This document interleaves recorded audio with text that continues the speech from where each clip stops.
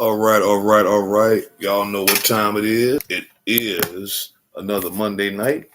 You are here at the Black Bottom. So let's get going.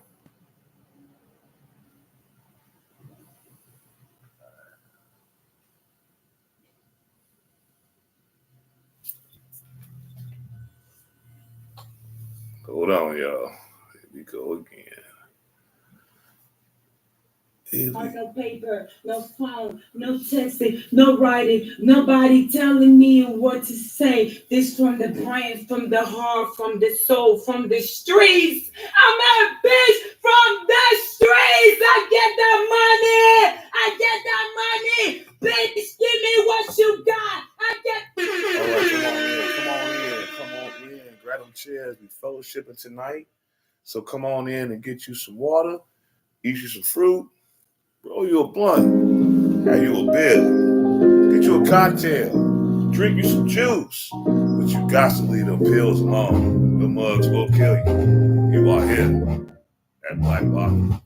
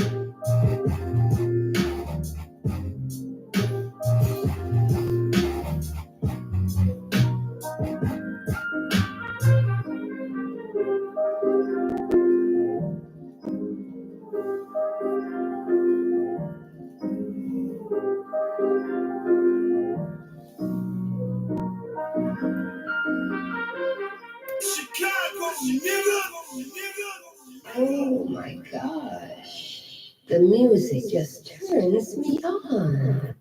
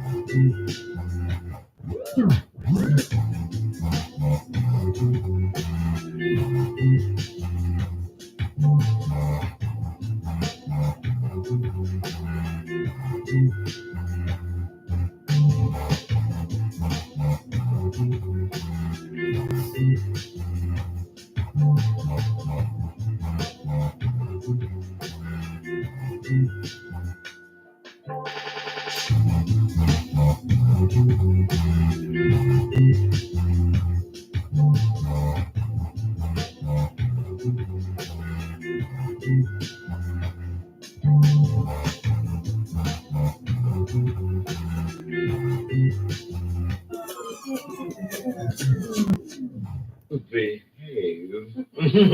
Yeah. Yeah, baby. Yeah.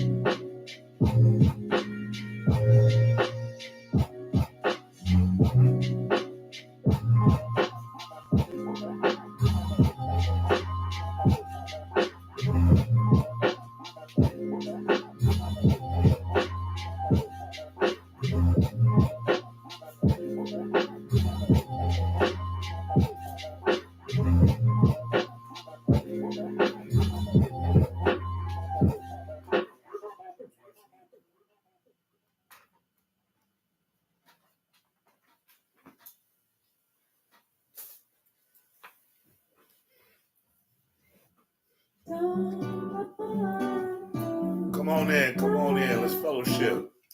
Get you some water, eat you some fruit, roll you a blunt, have you a beer, get you a cocktail, drink you some juice. Please leave the pills alone. The mugs will kill you. Go ahead, Black Bottom. I know we all make mistakes. I know it's hard to change. Why wouldn't you know that you are causing me pain? And maybe I was willing to, but why did you let me give you much too much? Don't know what I expect. Tell me, did you mind too much? I had to lie to be by your side. Mama said blind. I found myself, found. I found myself, found.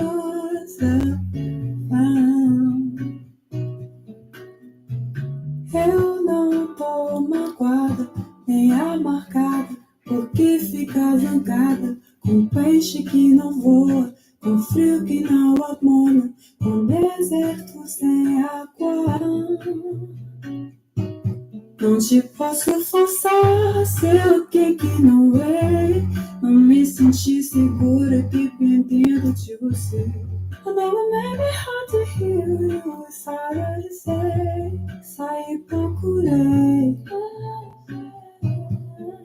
I found myself, found myself, found I found myself, found myself, found. I don't wanna do if this is what it means. Never ask you to die for me, just wanted you to try for me. I can never rely on you like you rely on me, like you rely on me. They say precious makes the shoulders not flips you. Really definitely like a lip to lip side. Proud to know the truth that means a fallacy. Afraid that I will see it's right in front of me. Found myself, found. I found myself, found myself, found.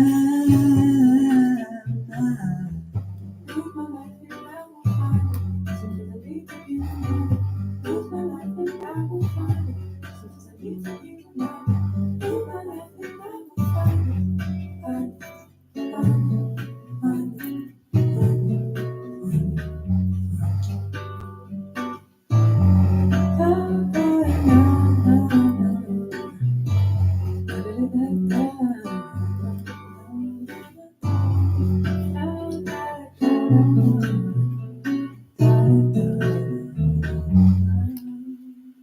Oh my gosh. The music just turns me on. I ain't scared of you motherfuckers.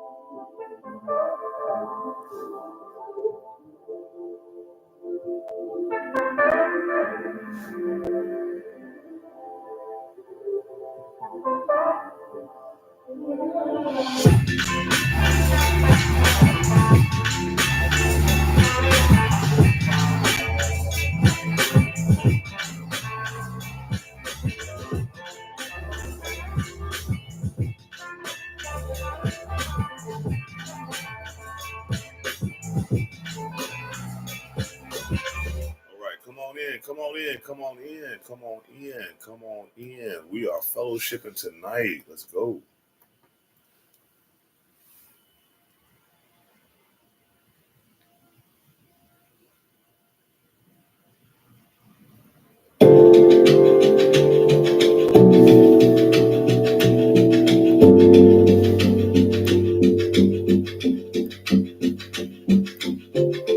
Here we go, put this miserable song on repeat. Cause you seem to forget how much you are hurting me. Do what's right, you say you will, but then you don't. You just don't. You don't care, cause you don't take me seriously. What's there to repair if you don't want to talk to me? You should know your time is up, I'm not. So I put you on a lifetime sentence, and you'll no longer feel my presence. So we thought I would let this stay. Thought you knew me so much better. You're on a lifetime sentence, so now you never feel my presence. So we thought I would let this stay. Thought you knew me so much better.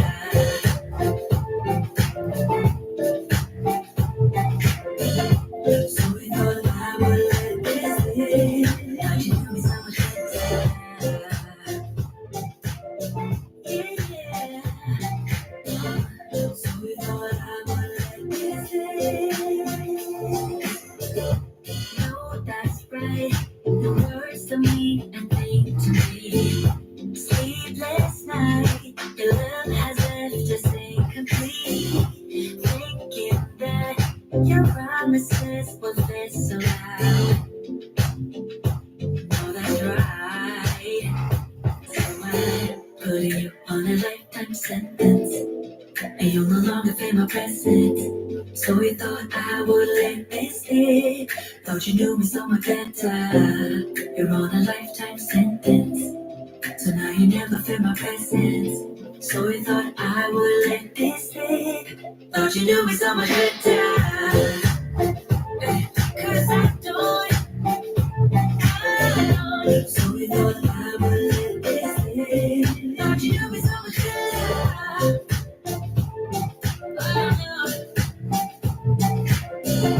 So we thought I would let this stay. So I put you on a lifetime sentence, and I ain't never been a present. So we thought I would let this stay. Thought you knew me so much better. You're on a lifetime sentence, so now you never been a present. For me, so we thought I would let this stay. Thought you knew me so much better.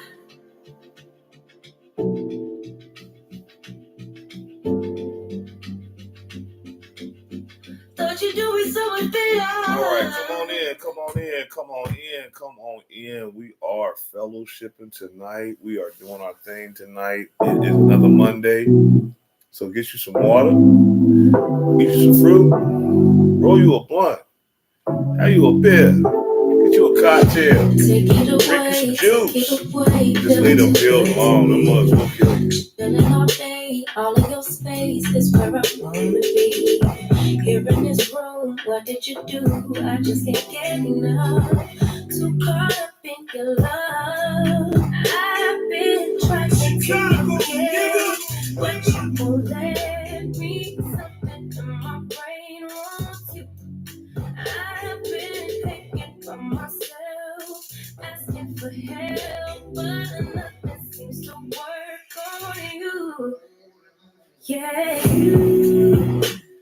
you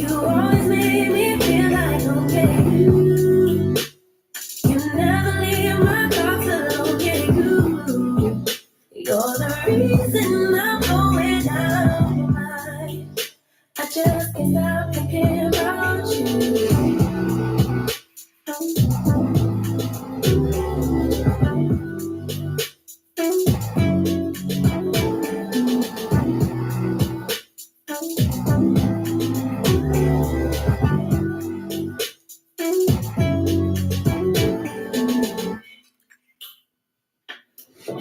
All that I crave when you're away, nights are sleepless. Do we need space? Yeah, maybe you're brave, or you're my weakness. Give and we take, the love that we make, it's my favorite drug. Too caught up in your love. I've been trying to forget, but you won't let me. Something in my brain holds you. I've been hanging by myself, asking for help, but nothing seems to work on you. Yeah, you always make me feel like okay. You never leave my heart alone. Yeah, you're the reason I'm going out my mind. I just can't stop thinking about you. You got me feeling some type of way. You make me wanna stay in on it. You're the reason I can't get out of my bed. I just can't stop thinking about you. I just can't stop thinking about you. I just can't stop thinking about you. I just can't stop thinking about you. I just can't stop thinking about you. I ain't scared of you, motherfucker.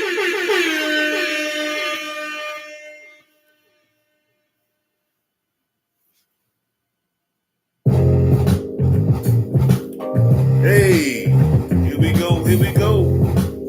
It's time for the show.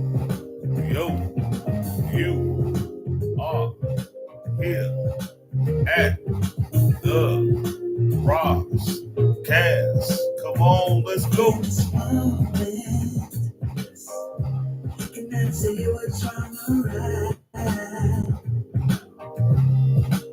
It's not hard to fool me, 'cause I'm addicted to the good times. We go away, I follow, no need to say where we are heading now, babe. I follow to the edge of it all, to the edge of it all. So tell your good night, 'cause I find a better one, yeah. Susceptible night, before the moment flies. Ooh, so tell your good night, 'cause I find a better one. All right, we are back. We back at it, y'all. It's another Monday. Come on in. Come on in. Speak, give a heart, do something. Say what's up. Nothing can stop. City and state, if you're out of town. If you in town, say what's up. What's going on?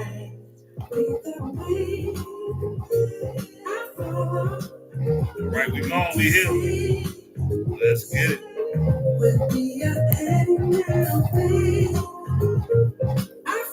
Let's go. To the edge of it all. So tell me good night, 'cause I find a better one, yeah. Welcome, welcome, welcome. We back again. Another Monday. Let's go, let's go. So tell me good night, 'cause I find a better one. What's good? What's good? What up? What up? What up? What up?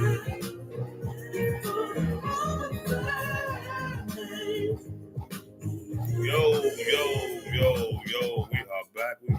We are back. You want to come home with me tonight? It's been a while. So what is it this time? You just want to be held, or you want the LD? What you think it is? I want the LD, baby. And then I want to be held. That's all right with you? You know me. It's my duty to please that booty.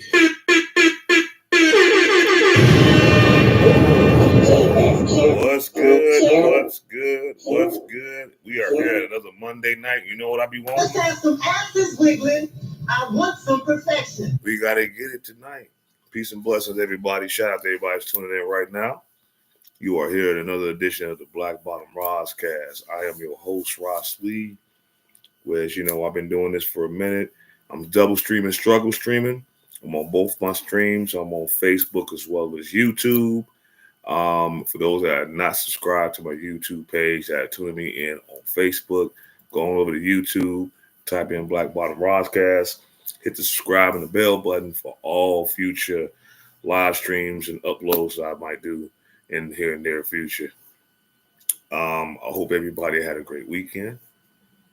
And I hope everybody's out here trying to strive to be the best version of themselves. Shout out to everybody that's tuning in right now. I see you, Big Mike. I see you, OG Fun Side. I see y'all. I see Dr. Johnson. I see you in the house. Peace and blessings. You know what I'm saying? It's been a wild, it's been a wild couple weeks. You know, it's been a lot of ups and downs. I know everybody today saw a phenomenon today with the solar eclipse. This in particular solar eclipse comes every 20 years. So I believe the last one that we had of this magnitude was back in 2004. Next one's going to come in 2044. So Lord willing, if you're around again that time, you'll be able to witness that. You can definitely see and feel the effects when the planets switch and do things that are, I guess, not of the everyday. I know I've been seeing and hearing a lot of different things that's been going on behind this in particular lunar eclipse. I'm not very versed in this in particular one, so I'm not going to speak on it. So I'm not going to say anything that I'm not well versed in. But yeah, it's definitely something that changes, you know, different things within us and our movements, maybe in your actions. Who knows? You know, maybe this should be a sign of something, y'all. Because how a lot of us is living out here in this world, in the modern day, on this planet, you never know when something catastrophic might just happen. It's been talked about, and you know, for years with different astrologers and scientists and all these different things that certain points of the year or a certain time of the year, we're supposed to get hit with some calamity, you know, from a higher, you know, from outer space, basically. You know, we didn't heard it all. Hell, everybody was scrambling back in 99 when the millennium was getting ready to start because they were saying the world was coming to an end then. And everybody was doing all what they was doing before the pandemic, before all these other, you know, current events that's been happening. People was literally stockpiling their houses with water and canned food and stuff like that because they thinking, oh, the computer grid getting ready to go down because it's getting ready to start back up. And yeah, everybody in 99 going into the year 2000, y'all was acting real brand new. Like, you know, y'all didn't think that, okay, technology, all right, it's cool. We wasn't born with technology. A lot of us wasn't born with computers and iPhones and iPads and tablets and, you know, space phones and Apple phones, all that stuff. You wasn't born with that stuff. I mean, it's a given to be able to obtain these things, but if you wasn't born and birthed into that in particular kind of scenario and that in particular kind of technology, you could do with or without. To be honest with you, there's a lot of things technical wise that we can do without if we decided to do away with these things because it gets in the way of what's going on with us as natural beings, as natural people. A lot of us are so fixated on these different devices and these different apps that we put ourselves in and stuff like that. You kind of get out of touch with just reality, everyday life, walking past someone saying good morning, saying how are you doing, things of that nature. A lot of us have gotten away from that kind of living and mindset because we're so digitized now. We're so into this modern way of communicating because we can communicate in Chicago to Timbuktu and beyond with the click of a button, you know, which I mean is cool. It expands our horizons more than what we had long before now with the emergence and the constant progression of technology. But we didn't have these things before once in life. We didn't have these things, hell, maybe 60 years ago. I mean, certain elitists, that have that kind of money, because technology has been around for quite some time. This is not no new stuff that's going on right now that us as everyday common folk, so to speak, have obtained. There has been history of people long before all this that had certain technologies because of the money that they possessed and they was able to buy what they wanted. I don't know how true this is, but I can recall like about a couple years ago, I was looking online. I actually saw a picture of a woman in like the 1800s that they claimed what she had in her hand up to her ear was like a cell phone. And we're talking about in the 1800s. Like I said, I don't know how true that is. I didn't fact check it, but it was like maybe the latter part of the 1800s when this picture was so-called supposed to have been out. So I don't know, because in social media, true enough, we have things that give us truths and we have things that give us deception and lies. So who's to say that this was like some Photoshop crap, that came about? Someone just want to, get some clicks and likes and just for the shock value of it. A lot of people on social media, they care more about the shock value and the clicks and the likes opposed to really giving like conducive and precise and correct information. It's almost like we don't want to learn what's true no more. We just want to get involved in what's entertaining and what can be talked about, on the street, in the crib, at the job, on the train, on the bus, just, just to have something to talk about instead of really understanding whether or not these things are true or not. Because a lot of times you won't know if these things are true unless you take it upon yourself to make the analytical and critical, effort to seek that information. So many of us just believe things at face value and think it's, common law. And it could be a complete deception. It can be a complete lie. It can be a complete, you know, wool over your eyes, so to speak, you know, scenario. Just because they was able to ruffle some feathers and get people to talking. You know, a lot of us fall victim to these different stories, especially if we don't analyze these things more correctly.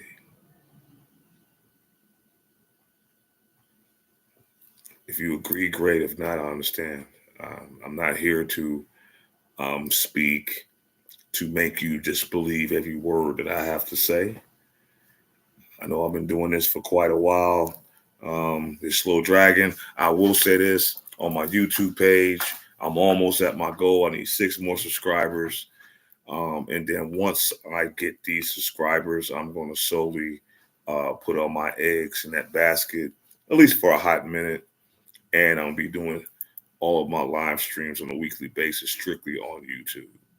So for those that listen to me on Facebook, if you want to, if you're not subscribed, please subscribe to the Black Bottom Roscast. Hit subscribe and the bell button. And like I said, once I hit that goal, and hopefully I can hit it soon. I know it's been kind of slow dragging these last couple of weeks. I kind of been in and off online. I've had some technical difficulties happen a couple of weeks ago that kind of like messed up my momentum. And, you know, I'm just trying to get back into the groove of things right now. And hopefully not too long, I'll just strictly, you know, stream off of YouTube, at least for a hot minute, just to build that algorithm up and, you know, build my subscriber base and just, you know, get you guys more in tune. I mean, Facebook is good, but Facebook be getting it's getting so limited now to what you can and can't do. I'm really starting to get turned off, you know, by that, because it's like you got so many restrictions and, you know, they don't want you to play certain things and, you know, and all this other stuff. Just like, you know, YouTube has rules and guidelines. There's certain things I can't do and say, really, to a certain degree. I'm at a level right now with it now, whereas they're not really watching me like that, so it's not really an issue. But I know as further along I get in my journey, you know, doing what I'm doing, I know I'm gonna have to govern some of my actions and words to a more intelligent. I mean, a more intelligent level. I'm just keep it 100 because sometimes I get kind of, you know, off the rails. I know. And I know what y'all saying. Y'all probably like, oh shit, here you go again. Another 2.5 hour rant. It's Monday. I don't feel like listening to this motherfucker. I could be doing something else. But WrestleMania over. So that's over. The White Sox, they're crap. If you're here in Chicago, I don't know if the Cubs played today, but if they did, they probably, you know, doing what they're doing. The Bulls suck. They stumbled into the damn play-in again and probably gonna get knocked out of the playoffs. Some of your favorite live stream shows, they haven't started the new seasons yet unless you're on some other things as far as BMF and, you know, all that other stuff. The more, you know, good things is that's going to be coming out. They ain't coming out yet. It's going to be a while. Maybe the summer on, you know, towards the end of the year. But I promise you, because I know what y'all thinking, I'm going to have to throw a shoe up my phone, slap, you know, throw my shit on the couch or cut this motherfucker off. But I promise you, I'm not going to be too long. Okay? I got a couple reactions that I'm going to do as far as videos. Y'all see the title of the discussion we're talking about right now. So I'm not going to talk about things too long.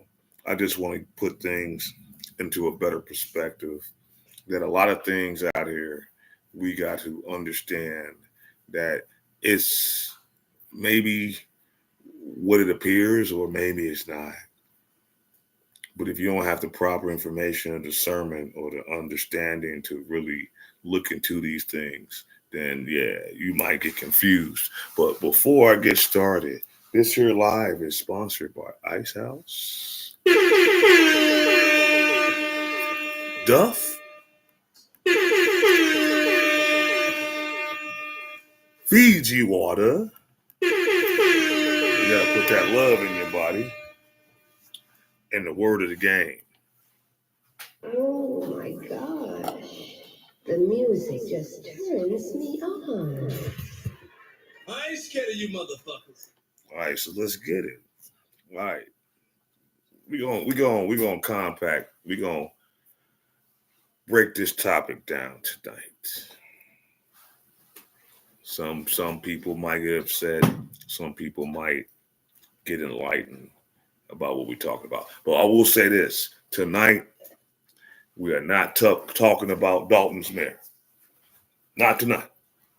That shit's been going on for the last 3, 4, 6 months. You know, tonight I ain't talking about that heifer. Let her and Andrew Holmes, no Diddy. I'm sorry. No Diddy. I'm gonna let Andrew Holmes, Fomes, whatever the fuck his name is. Yeah, Andrew Holmes, I know I'm just bullshit.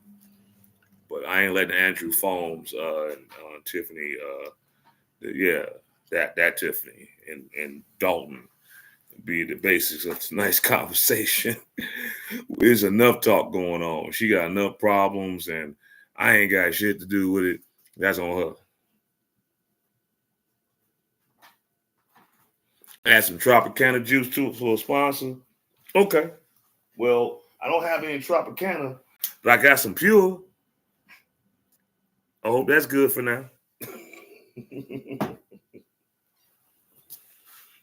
You know, I hope that suffices for now. You know, yo, what's up? What's up? Shout out to my moderators on the YouTube side. Shout out, DJ Kane. Shout out, OG Fun side. Shout out Dr. Johnson. Shout out to all those that's tuning in right now on my Facebook side. We're gonna talk about this tonight, and I know some people gonna get upset, but I don't care because I ain't scared of you motherfuckers. And I fight. No, I'm just playing. I don't fight. I'm old. My body weak. I'm weary. I need a vitamin. You know what I'm saying? I just want to be left alone sometimes. Just want to sit in my chair and, sit with my stirrups and, well, no, not my stirrups, but I want to sit with my overalls on, sitting on the big porch, drinking some tea and mint julep. And in my rocking chair, watching the sun go down and watching my kids play in the front yard or something, chasing after muskrats and, possums and shit. Well, Michelle, no pun intended, you probably kill them all before they can get to them. But, it's all good. It's an inside joke. Don't worry about that.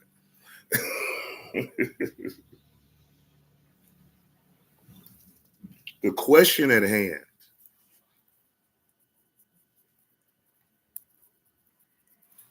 Not tonight. I'm not doing another smoke show for a minute. It's some other things I could talk about, There's plenty of other topics I could talk about. Tonight, I'm trying to be a more calmer, cooler, more gentler, and more understanding Ross Lee. And that's not trying to entertain that energy right now. I just rather talk about the subject that is at hand, and we go over some of these videos I got lined up that kind of coincides with this. And the question is, are modern women more emotionally intelligent than men? Some women will argue and say they are, Well, because I hold this down, I got this, I got that. I'm taking the brunt of 2 parents, and I don't need this from a man because a lot of them are dusty and they ain't got their shit together. They emotionally insecure and all that, mentally, inept and all these things. Okay, and that's a good statement. And can I disagree with that? In some cases, or I really can't, because I do, in fact, see men that are emotionally detached, so to speak. Don't have their things in order, don't have their minds on purpose. He said, hell no, they not. Well, we're gonna break this down because what I can say is that if you look at it in a generalized perspective, probably not. But if we look at it from a modern standpoint right now, it's kind of neck and neck, you know, as far as that. It's kind of neck and neck that some of us men are not that emotionally intelligent. Some of us men either do things out of habit, impulse, and feelings. This is just as much as women do. We're not going to just, put that off on all women because all women don't do that. There's a nice amount of women that do understand the dynamics behind it. So for those that understand it, they're not taking what I'm saying as offense. Because I'm going to be honest with you, just like in the Bible, when Christ said, when you speak the truth to your enemies, it cuts you like a double-edged sword because that truth hurts them internally. They don't want to admit that you just hit on something that they already know they are flawed in. So they'll deflect and they'll use their other attributes to show you different, especially in their actions. They come at you reckless. They're trying to argue with you, profusely. Don't want you to have a word in edgewise. They just think they're just right 100% of the time. We look, man, we are not perfect in this world. For us to sit up here and think we are higher and better than someone else, you are a short term of thinking. And you will see it in the end. There are imperfections in all of us. But what we should do, if we got in the cognizance and the mindset to do better, we can do better. Some just choose not to. Some just choose to live in their own little world, their own little circle because it's conducive for them, because they're getting what they can get out of it. But they're not elevating any further than where they're at.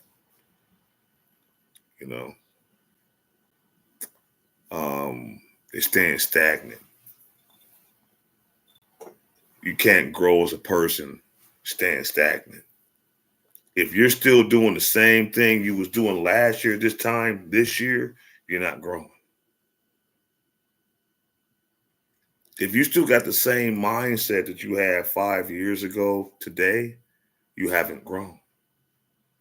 5 years ago, you could have been a raging bastard and made all kind of mistakes. And if you still vibing off that same time today, you're going to still have those same results. That's why some people don't elevate themselves. They don't get out of the hood. They don't better themselves financially. They don't get themselves out of certain situations and people and relationships. They stuck. They don't know how to elevate, But I get the fact that, you said that, modern women are not emotionally intelligent. There's a lot of men that's not either. So how do we balance this out? How do we come to some kind of medium? How do we solve the problem?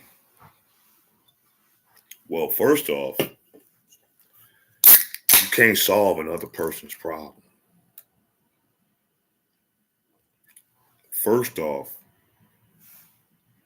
none of us are oracles or in the Matrix. This ain't the movies. When one person can just wave their hand and say a few, nice trinkets of words and say it so eloquently and calmly and smoothly that it just moves a whole nation. Those heroes has been gone a long time ago.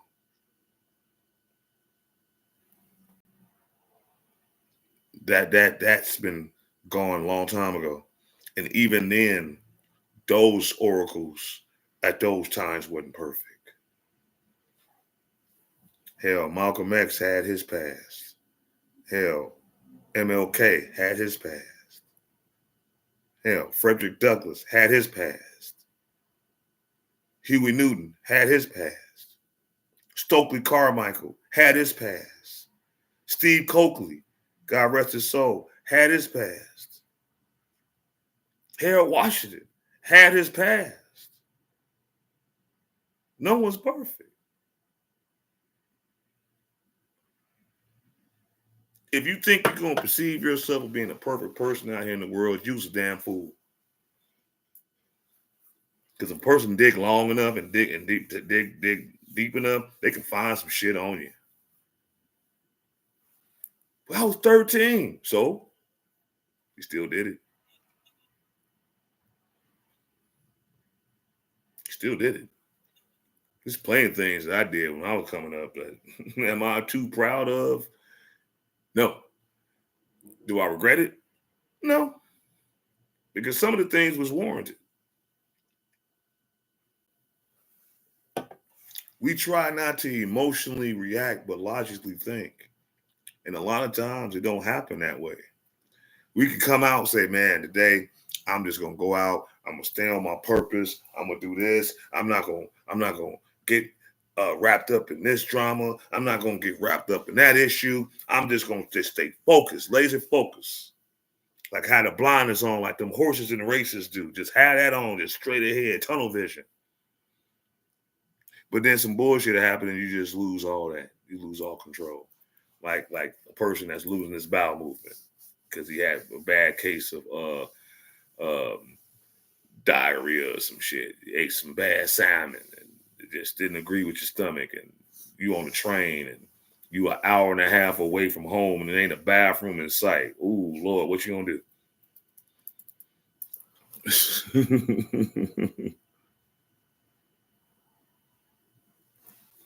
No, I do speak it out. I'm just trying to be a more calmer, cooler Ross Lee. I'm gonna just try to keep it balanced tonight. I'm not trying to perceive my podcast as just some all woman hating, club, like the Little Rascals or some shit. This ain't television. This is real life. But I will say there are some things that we need to discuss as far as how certain dynamics is moving, how certain people are highlighted in society, and how they're being praised for their dysfunction. Even some of these rich people, they are some of the most dysfunctional people in our communities. They got all this money and don't know what to really do with it in themselves.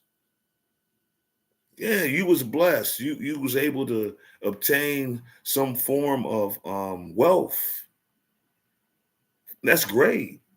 Who all don't want to have that? You know what I'm saying? But at the same time, what does that really do if your mental state is not all there? We can do everything so perfect and so on point and so focused and things like that on the outside. But then when you open up that key and you go into your own world and your own circle and your own dwelling, you're chaotic. What is that doing? What is that helping? It's because you're able to do this on one aspect, but what's really the most important aspect of your life, your personal and your downtime, your me time, your family time, what good is all this if your house is in disarray. Your mind is in disarray.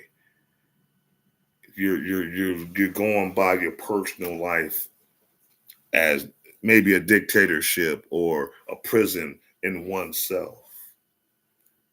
You know, where's the balance in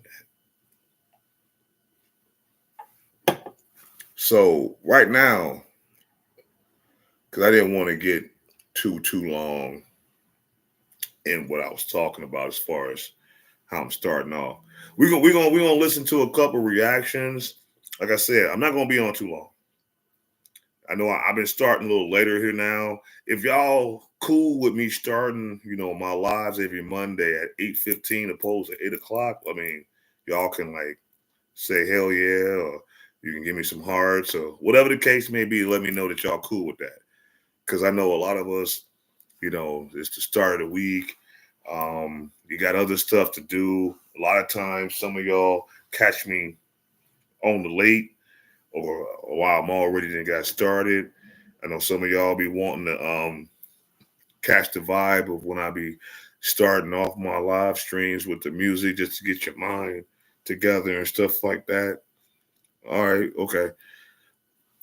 But if y'all could with me doing it at 8:15, it's an off time. I know a lot of content creators do things like on an hour, whether it's 8, 9:30, 10, 10:30, stuff like that. But I mean, I want to do something a little different. I'm not trying to really copy off of what everybody else is doing. So if 8:15 is good, then I'm good with that. And we can just make that an habitual thing and put it into existence and stuff like that.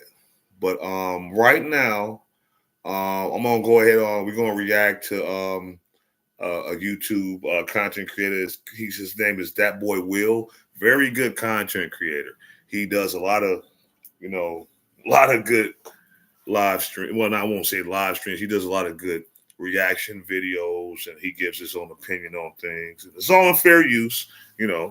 I'm a nobody. I'm struggle streaming,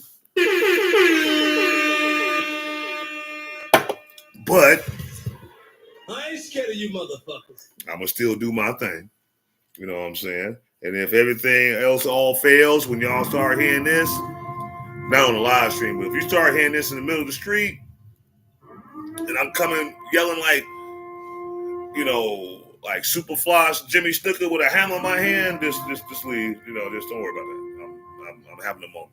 But anyway, we're gonna break down how some of these modern women, how they living now. Now, Tia Mowry, we all know about her and her ex-husband and how she so-called graduated and things of that nature. Some of these modern women that are successful, got a little money, got a little something going for themselves. They feel, they don't need a man. They don't want a man. They can, or the grass is greener on the other side. And if they feel that they've had that much time with this in particular person, and that person was dealing with your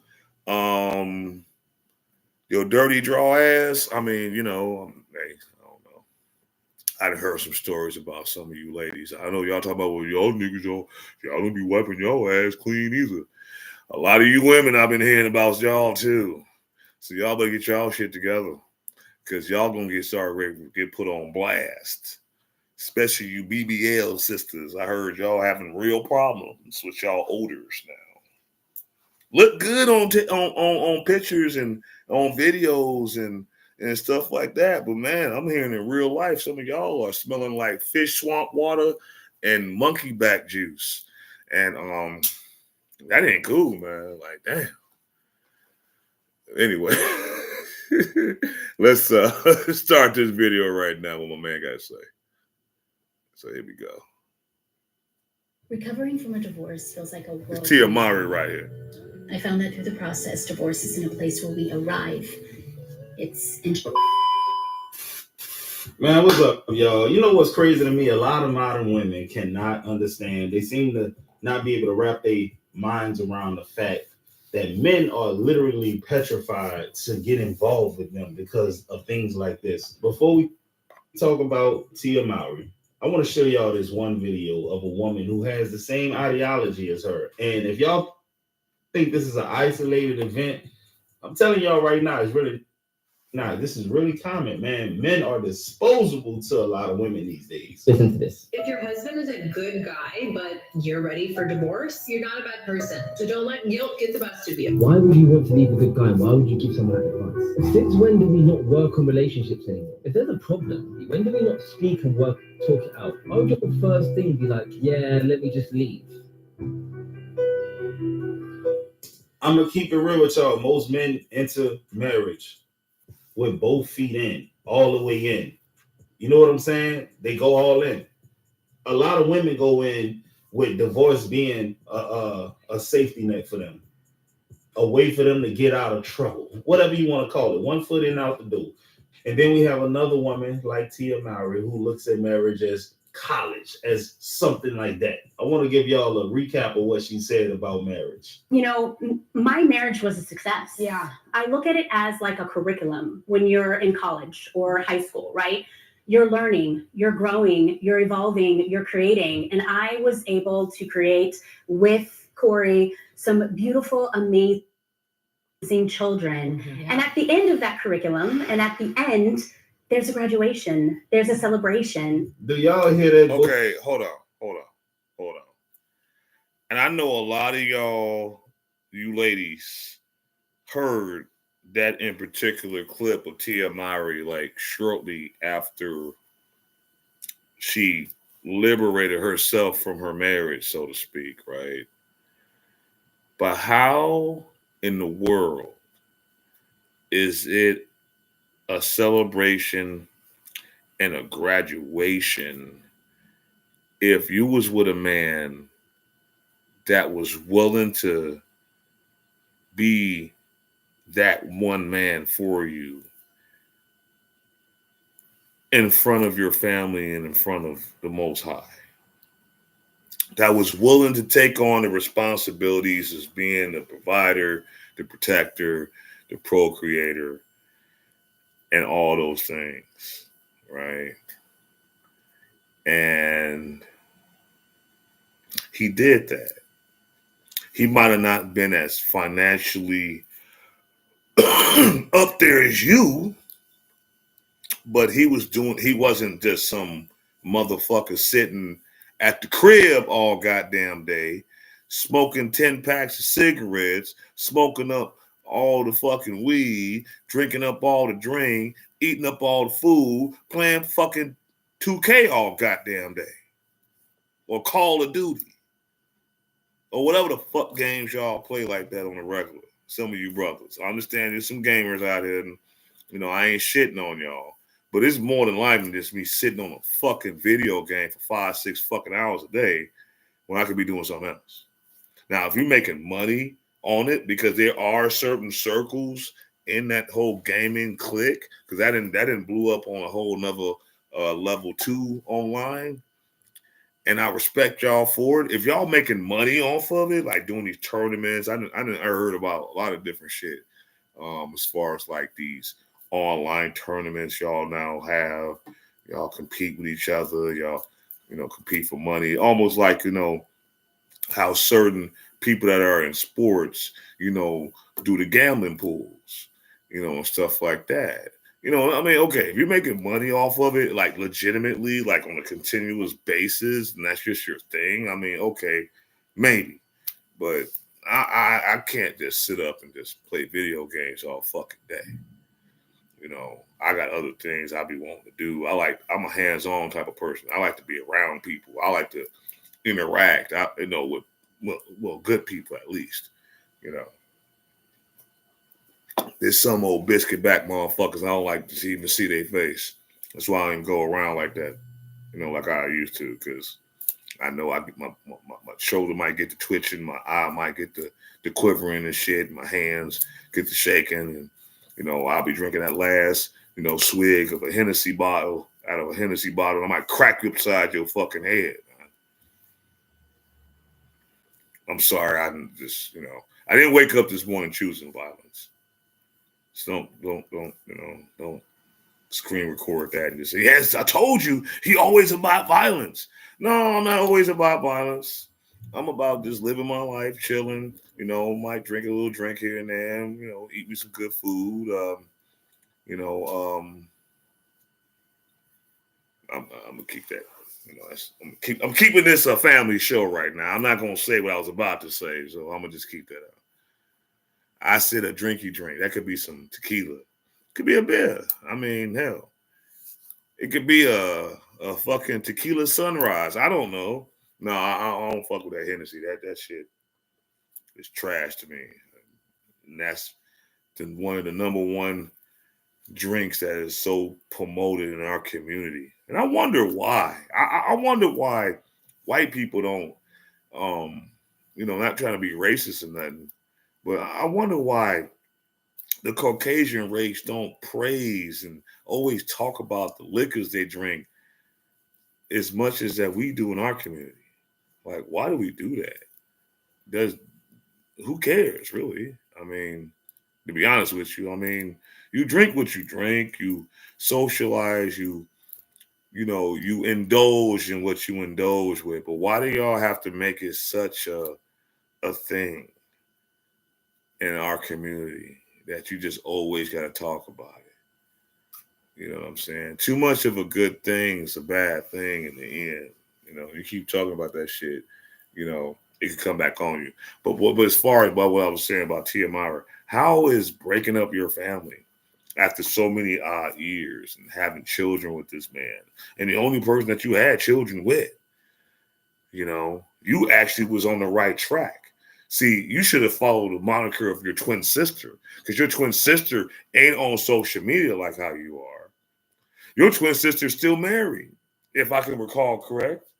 Yeah. And she made her money in the industry.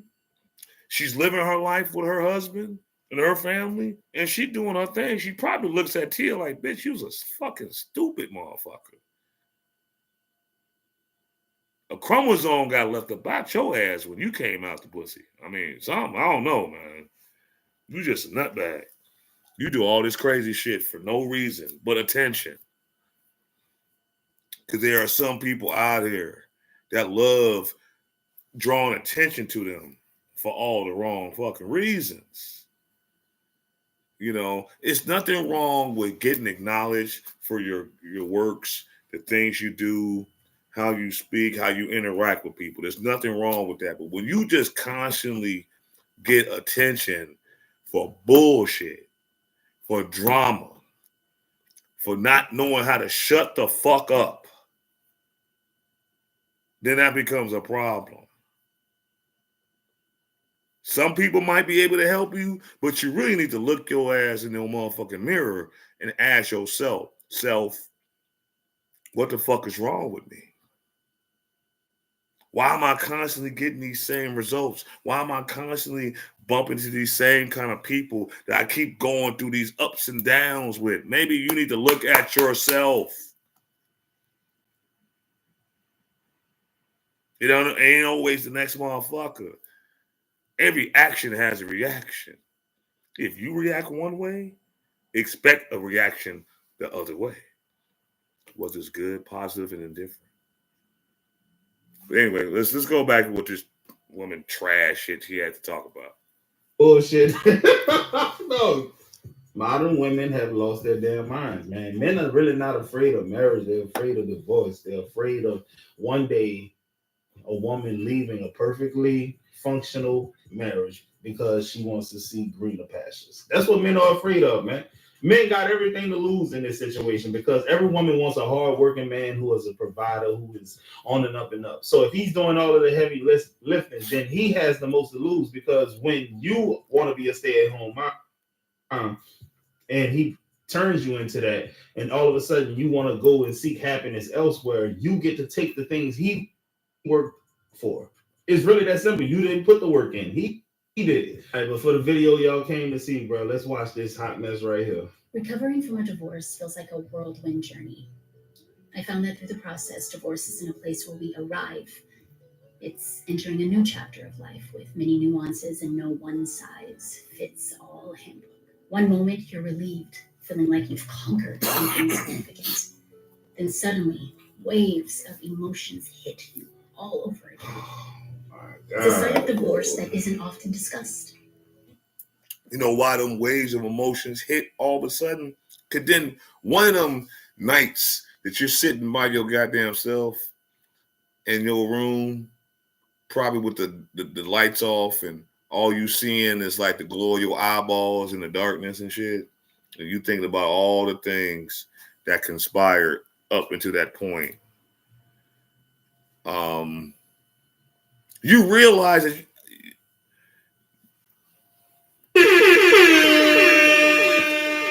at that moment is when you realize that you fucked up. What is liberating? What is fulfilling?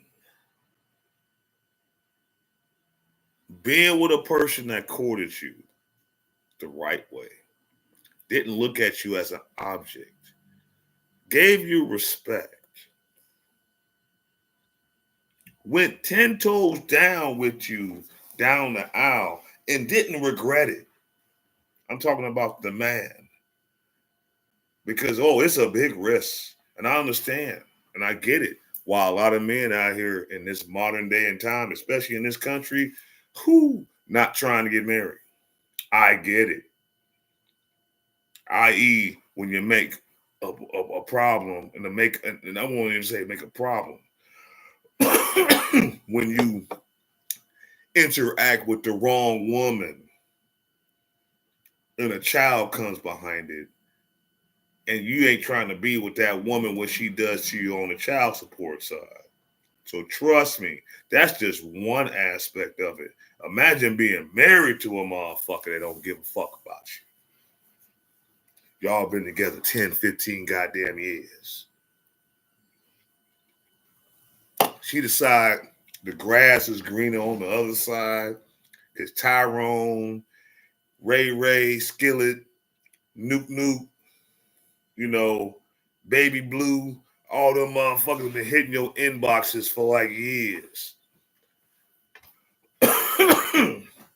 So you decide you want to give one of them motherfuckers a shot. And then you just leave all that shit behind. And don't even be giving a fuck. Don't even be caring. Some of you women have be heartless. Well, how you treat the man that you was with over somebody else. But anyway, you listen to this. I'll be right back. Especially when there are kids involved. You strive to be a role model, teaching them resilience and self-care. You try different things to soothe and release emotional buildup. Exercise, journaling your thoughts, meditation, and seeking therapy to cope with the breakup and the dreams you had for the future. It may sound cliche, but time truly does have a way of soothing pain. Someday, I believe I'll be able to look back on this time with nothing but warmth and gratitude for the beautiful children brought into my life and the stronger version of myself that emerged from the experience. For anyone who is going through this, I would love to hear your experience. Share your story because there's power in dialogue. As women, we take our power back by sharing our stories and bringing any deep shame we hold from this experience into the light. I love you guys. Tia. Hey, bro, to all the women that watch the channel, shout out to y'all. But I gotta say this. This has to be said. This video should put the fear in God in any married man, bro. Because, bro, there was nothing wrong. I still don't know why they got divorced. I know that she initiated. I knew that she's the one who wanted to say. No. He gave her no reason for divorce. She just got tired of the relationship and felt that she can do something better without him. She was making more money in him. Yeah, even though they was in the same similar kind of job, scenario and stuff like that. He's done some movies over the years. I mean, he's still a working actor. he just didn't get up to the status that Tia Mowry had when she and her sister were children. You know, he didn't grow up as a child star. You know, so, and we all know how that shit go. A lot of child stars don't really stay successful when they become adults. You know, a lot of them get fucked up in the game and become half of a person who what they was when they were really hot. And right now, what she was doing back in the day when her and her sister was doing Sister, that fit that mold. Her character then, how she got her claim to fame, that fit her mold at that time, at that age. You fucking 45 years old, and you still acting like how you was acting on that TV show. That shit don't fly. Like I say, shout out to her sister, because her sister don't even fucking entertain none of this bullshit. You don't even see her ass. You don't see her posting shit on social media. You don't see her complaining about her family or her relationship or any of that shit. That woman is in the background. Whatever her and her husband is doing, they doing it, and it ain't none of y'all's fucking business. And you gotta respect that shit. This motherfucker is an attention seeker. And what I see and what I've realized over the years of me being on social media, the ladies that are always talking, always posting, always bitching, always in some shit, always in motherfuckers' comment sections, always on some stupid shit in some fucking private group, always doing the most on social media are really seeking attention. It's like they can't find nothing else to occupy their time and their space. They always got to be into somebody's shit. Sit your punk ass down and get your shit together. Well, the men they ain't got their shit together. Bitch, you ain't got your shit together. I hate to say it like that. I'm trying to see. God damn it. I'm trying to be good. I need that jail motherfucking soundbite because I should be in jail right now. I'm trying to be a calmer, cooler, more gentler, and more understanding Ross Lee. But that damn it, sometimes I just gotta put it out there. Shut the fuck up sometimes, ladies. Because there's gonna come a day where those that are very unruly and unworkable, unable to have intelligent conversations, unable to resolve unresolved issues, those that have the capacity of a son of a flea in a mental state, you will end up by yourself. And I know some of you ladies are like, man, fuck that shit. I'm independent. I can get it. I can do this on my own. I don't need this. I don't need no motherfucking man that ain't on my level. Woo, woo, woo, woo. All the things we hear, right? Okay. That's understandable. But it's going to come a day where you're going to be sitting in that motherfucking house or that apartment or that condo, whatever the fuck y'all living at. And then you're going to sit back and you're going to reflect. You know, you might have what we call a moment of clarity. And you're going to be thinking about all the things that you dealt with in life, all the experiences you had in life, all the rendezvous that you endeavored, all the cock carousels that you done rode on or allowed to ride in you. with nothing in return except your wet ass and maybe a fistful of dollars. Or maybe a wet ass and no dollars. Maybe a wet ass and a Happy Meal. A two for two. You know.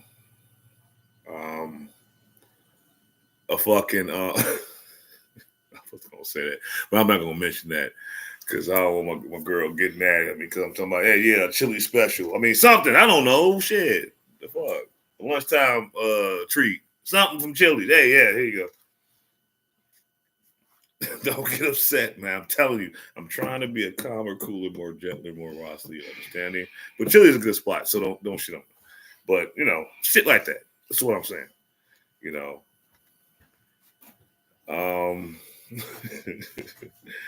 We got to get it together, y'all. But I'm gonna let this video play out a little bit, and I'm gonna go to the next reaction, and then we're gonna sit back and we're gonna chop it up a little bit. Several times with this man, a man that she built a family with, a man that she said vows to, said death until death do us part, for sickness or whatever, all of that good stuff.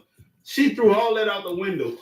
Probably then got ran through by a bunch of. The only reason why I said Chili's because I just heard a situation that was a few weeks back about a motherfucker that thought they was the shit, and they came into the restaurant and they thinking they about to order up the whole fucking menu, and brother was like, no, you're gonna get this, the value meals, or you can get the fuck out my face.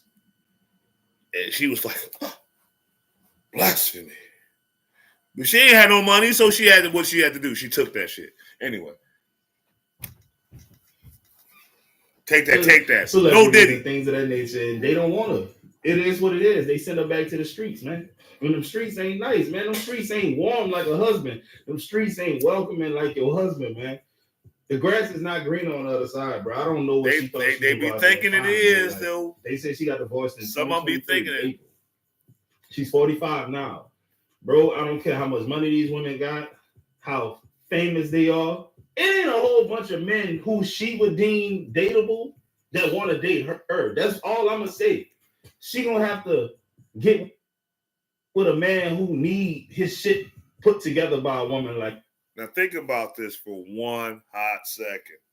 We talking about Tia Mowry, the child actor what Hunter's sister did, sister. What right man? What man in a right mind wants to deal with a 45-year-old goofy?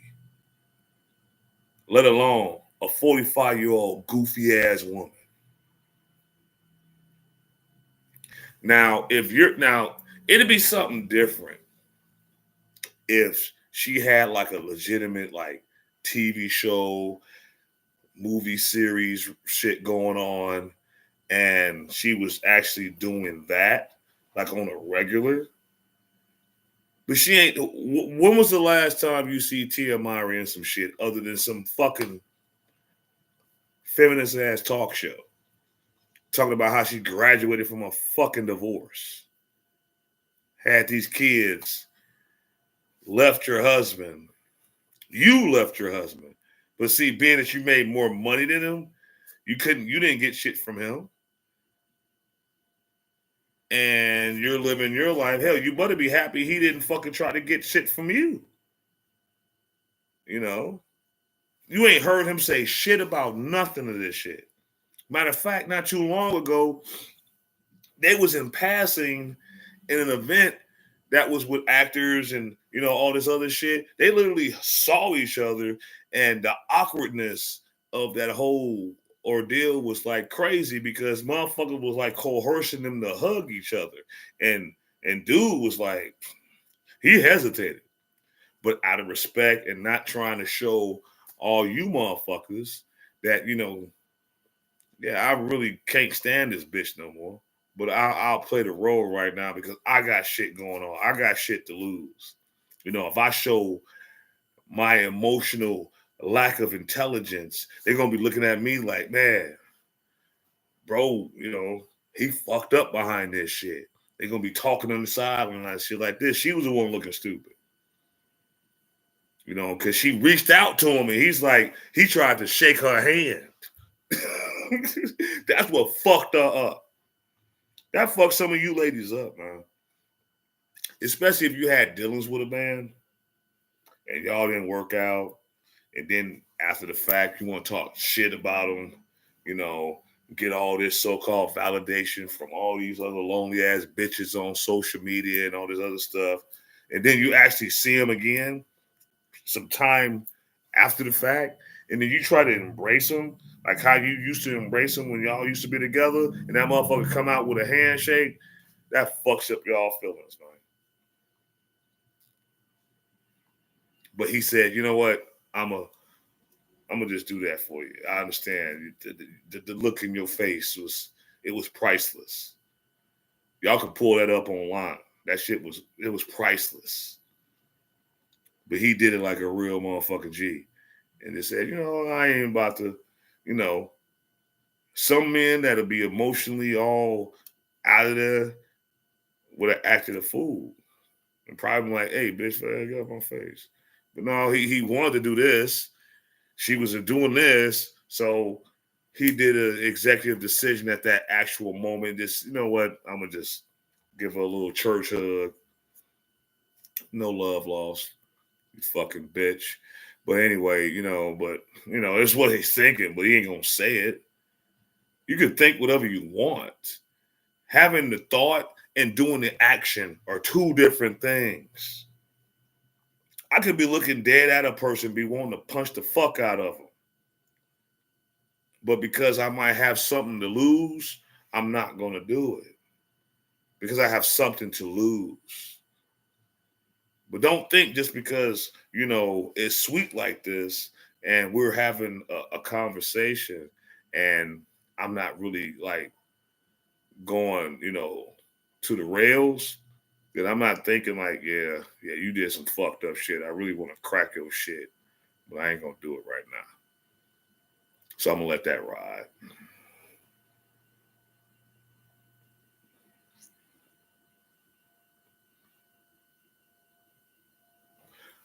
It's not. See, and that's a good point, Dr. Johnson.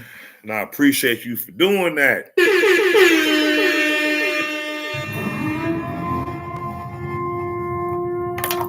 I appreciate you for saying that.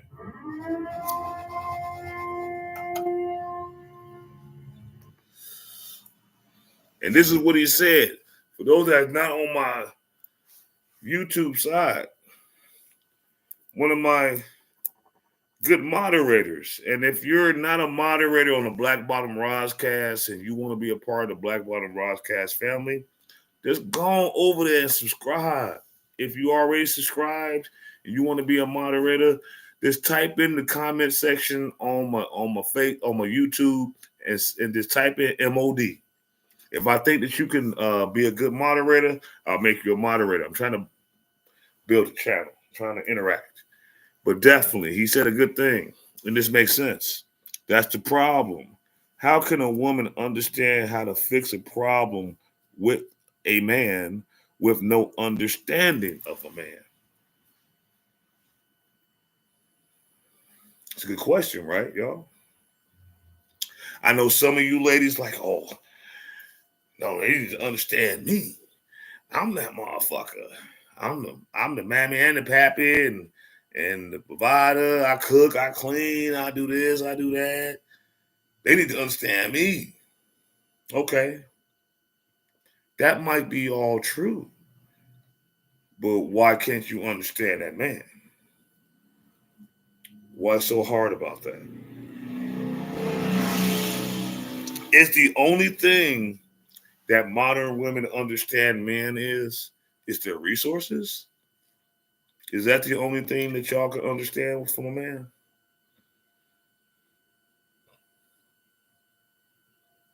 Is it the only thing that y'all can understand from a man is what they can give to you? Y'all get pissed off when a man asks a lady, well, what do you bring to the table? I am the table. Yeah, some of y'all backs are the table. I could have a whole man. Look here, I got a picture of the Last Supper on my wall.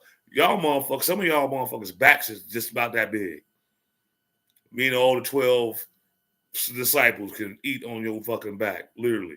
How big your motherfucking back is. So yeah, y'all are the table, the chair, the bench, the love seat, the pull-out couch, the old school couches with the bed in them and shit, the fucking canopy.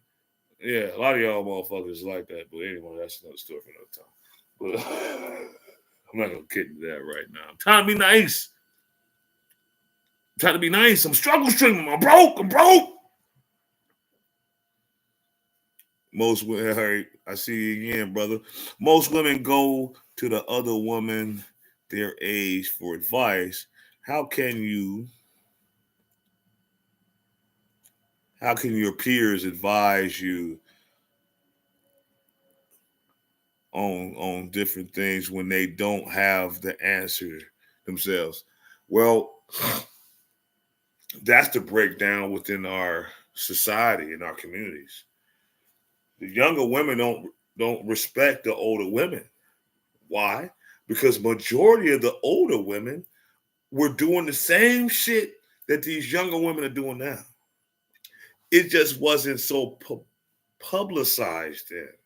That's why all these bitches that's my age and older was pissed off when that Freaknik documentary came out. Oh, when it was in the talks of coming out. Because, boy, I'm telling you, I was there. I was there from 93 to the last one before they killed it in 98.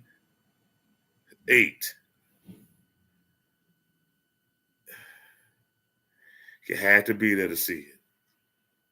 Some motherfuckers had them camcorders out and record that shit. And they kept that shit.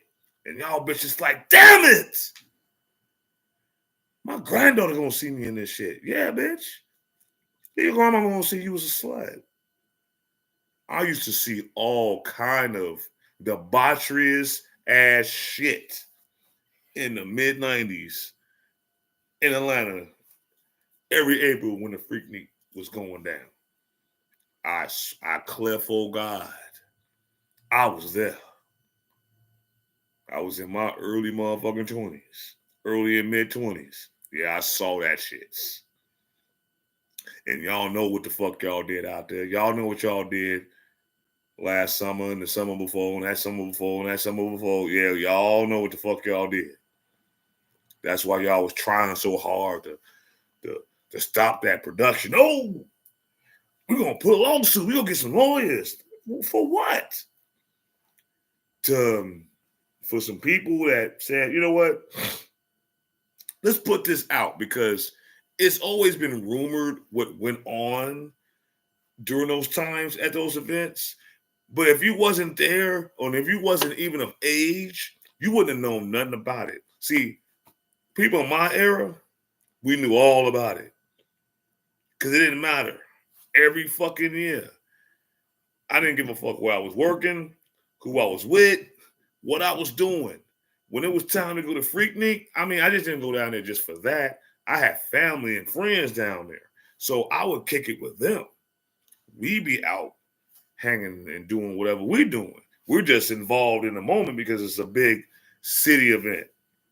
Just like how we do here at the Taste, how it used to be back in the day when going to the Taste was actually fun to go to. You know what I'm saying? Ever since GCI left that shit, it ain't been the same since. And tell me I'm lying. When GCI and BMX on the mother motherfucking station used to be down there too, it was kicking at the motherfucking Taste. And it used to last way longer than what the fuck it did now. We used to be able to go down there the day before fucking the 4th of July, see a free fireworks show, all that shit. Y'all niggas fucks it up for everybody. This got too, belligerent.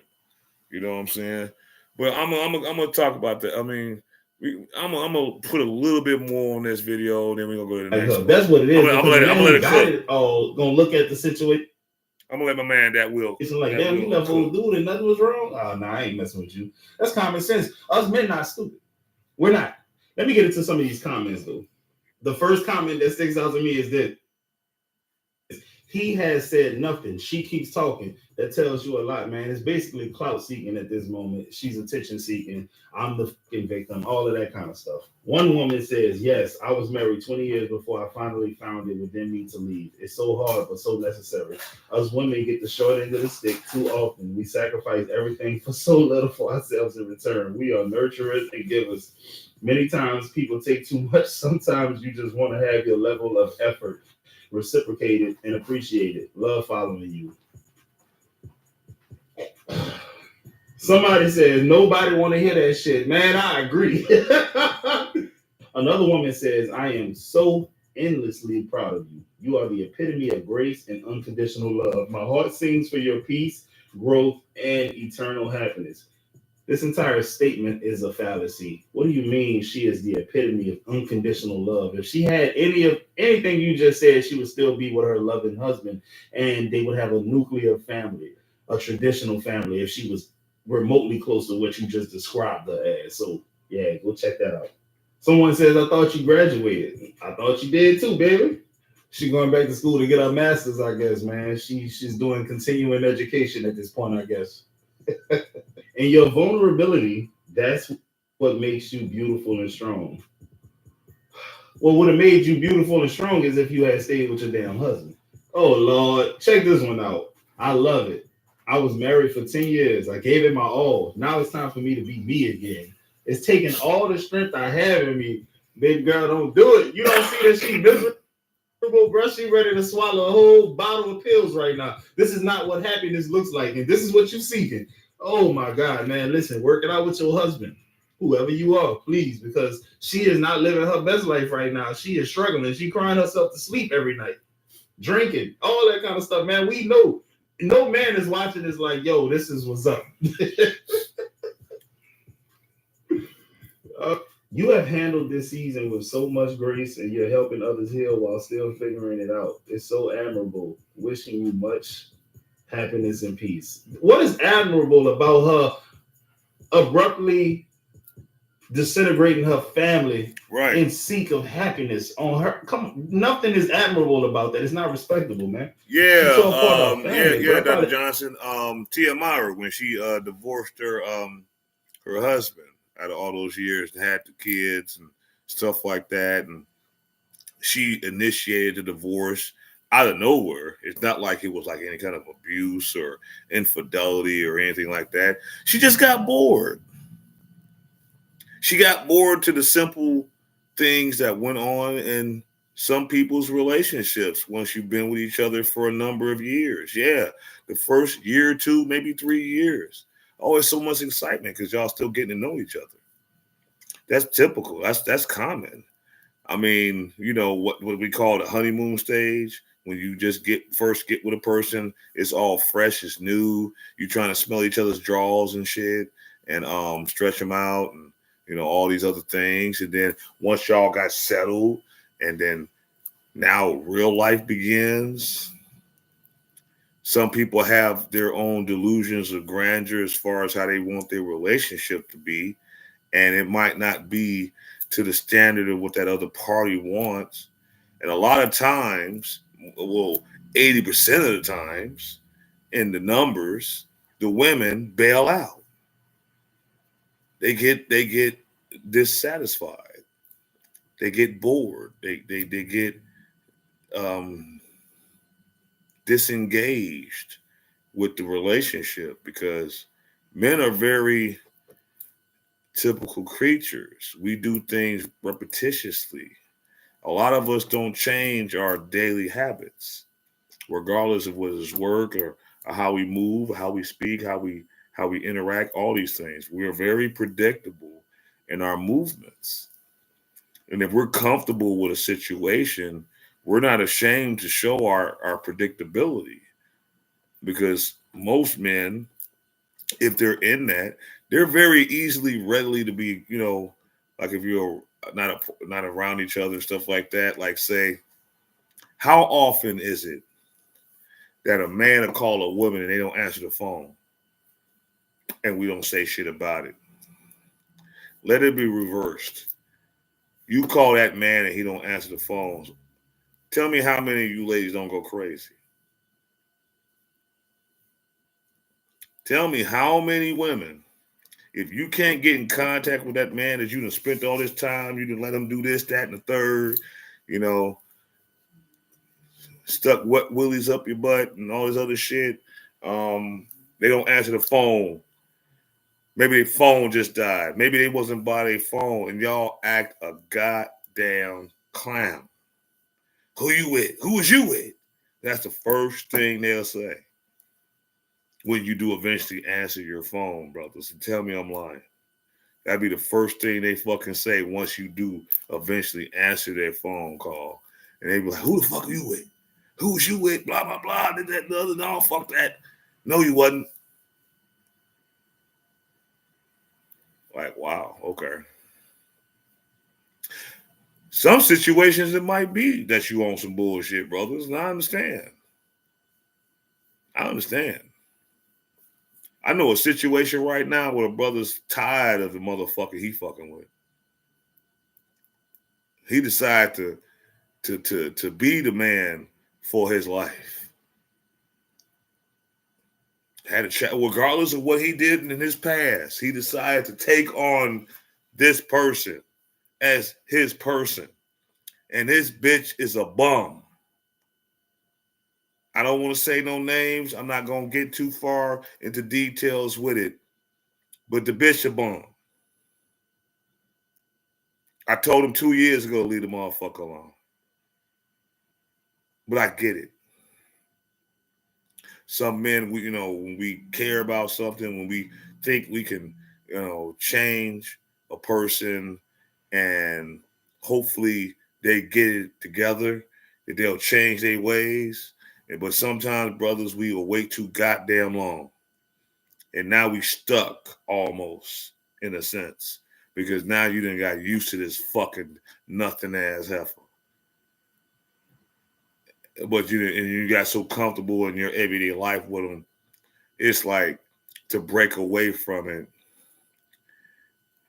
it can be detrimental to how you move, or it could be a blessing.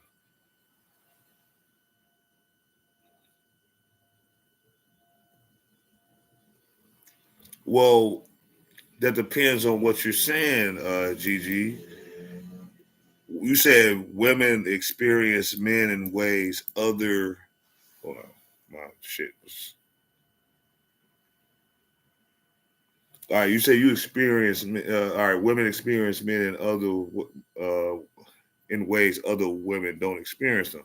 I mean, what are you meaning by that? Or you mean that you're saying that maybe some of these women made bad choices in the men that they entertain? Because it go both ways. There are times whereas we might look at something within a person and think they're a good person for us, and we entertain that.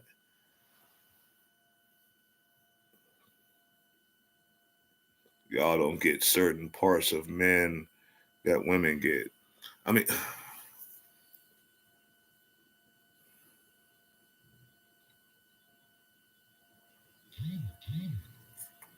well, maybe not all men. I'll say that. But I will say this. We all have a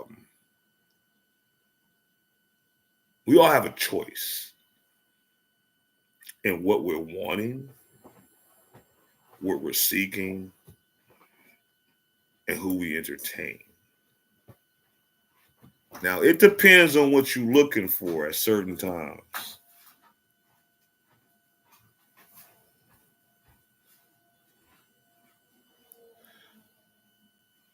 I mean, I'm just saying. And also, let's break this down.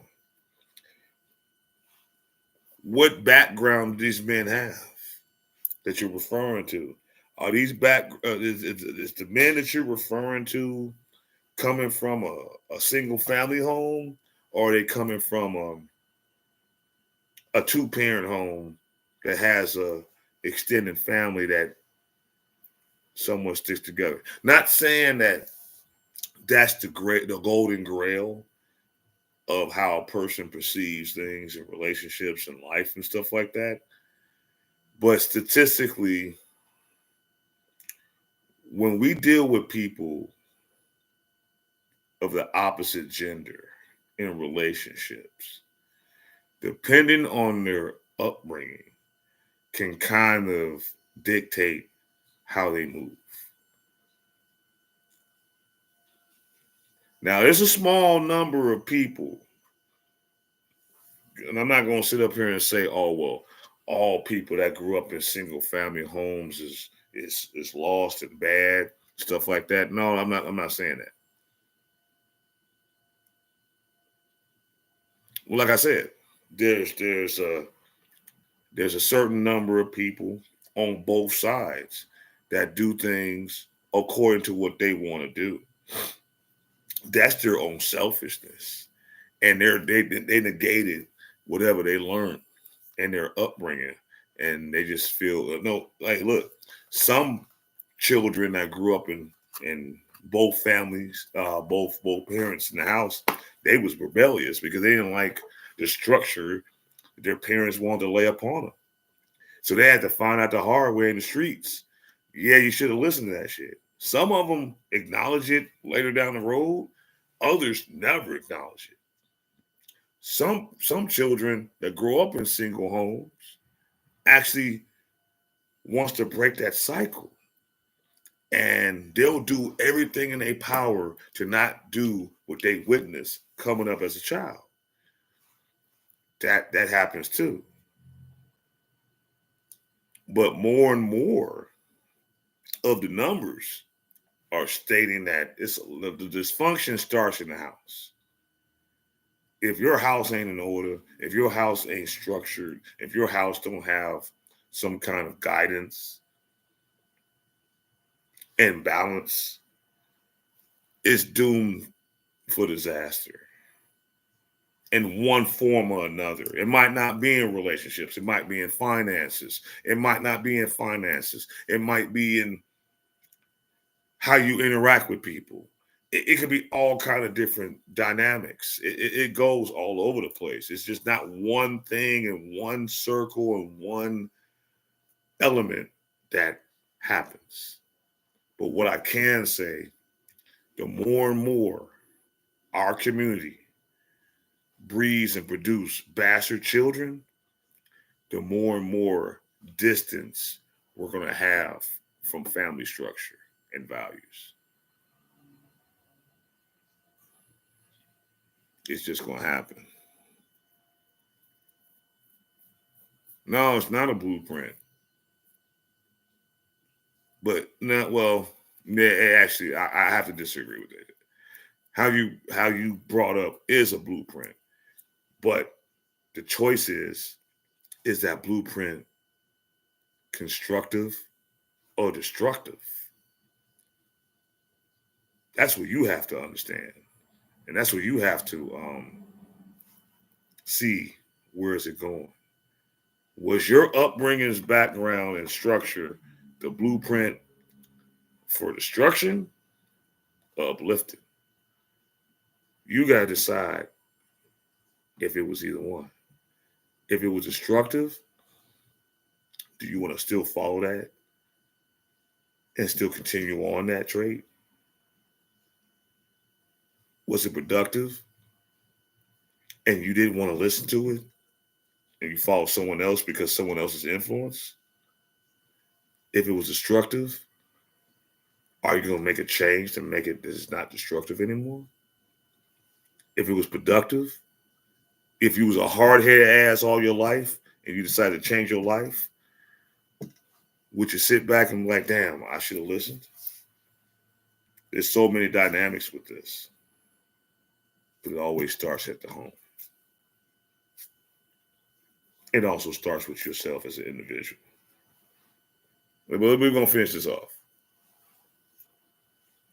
They confuse the hell out of her kids because I'm a grown ass man and I'm confused as to why she divorced the dude. All right, guys, I can't take no more of this, man. I hope y'all enjoyed today's video. Follow your boy Instagram, that boy Will. I'm gonna get at y'all. This last video, this last one, y'all gotta hear this. But just in case y'all need a little more convincing, I got another video for y'all. And this one here, it's trash. I ain't gonna hold it. It is, bro. It shows that how a woman will sacrifice her family for her happiness, dog. Watch this. Divorcing my husband was the biggest mistake of my life. If I could give anyone a piece of advice for divorce, it would be to not do it under normal circumstances. If your spouse is beating you or threatening you or your children, then of course get out and fast. In my case, there was no abuse. We were together for 8 years. That was mostly good, and we have 4 kids. Right around 5 years, I got a promotion at work, and I got it in my head that my ex-husband was dragging me down, or at least holding me back from more success and a better life.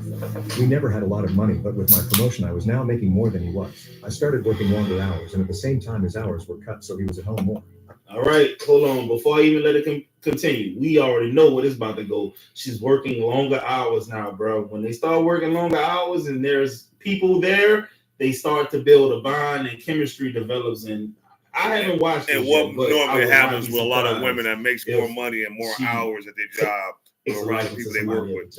What normally happens with some of them because he was home, because he got to spend time with our kids. Most nights when I got home, they were already getting ready for bed, if not already sleeping. That's your After fault. a few months of my new job, it was clear to me that things were not going well at home without me there. Some nights the dishes weren't done when I got home, or the kids had not eaten, or whatever else I could think of to be mad at him about.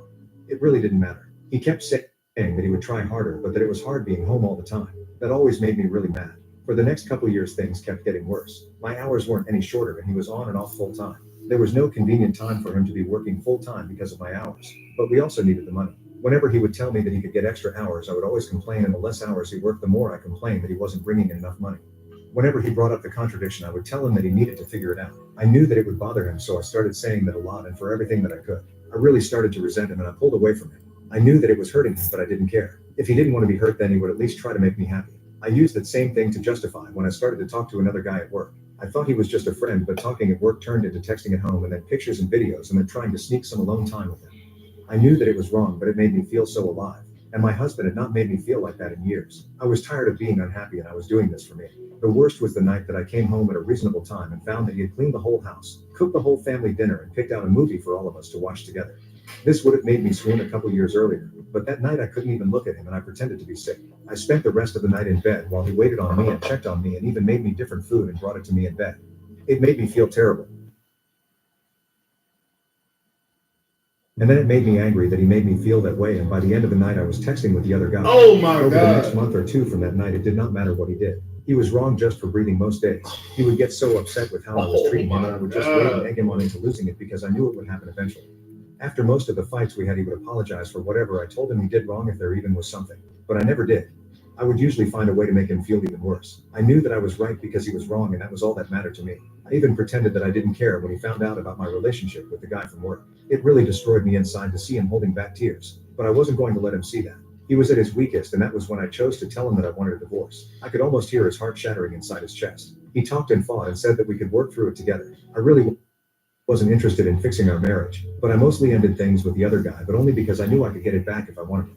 I could see that he was trying, and occasionally I would let him know, but for the most part I kept being a huge bitch to him for any and all reasons that I could think of. I'm not sure how much more the man could have done to make me happy besides finding a job that paid enough for me to not have to work at all.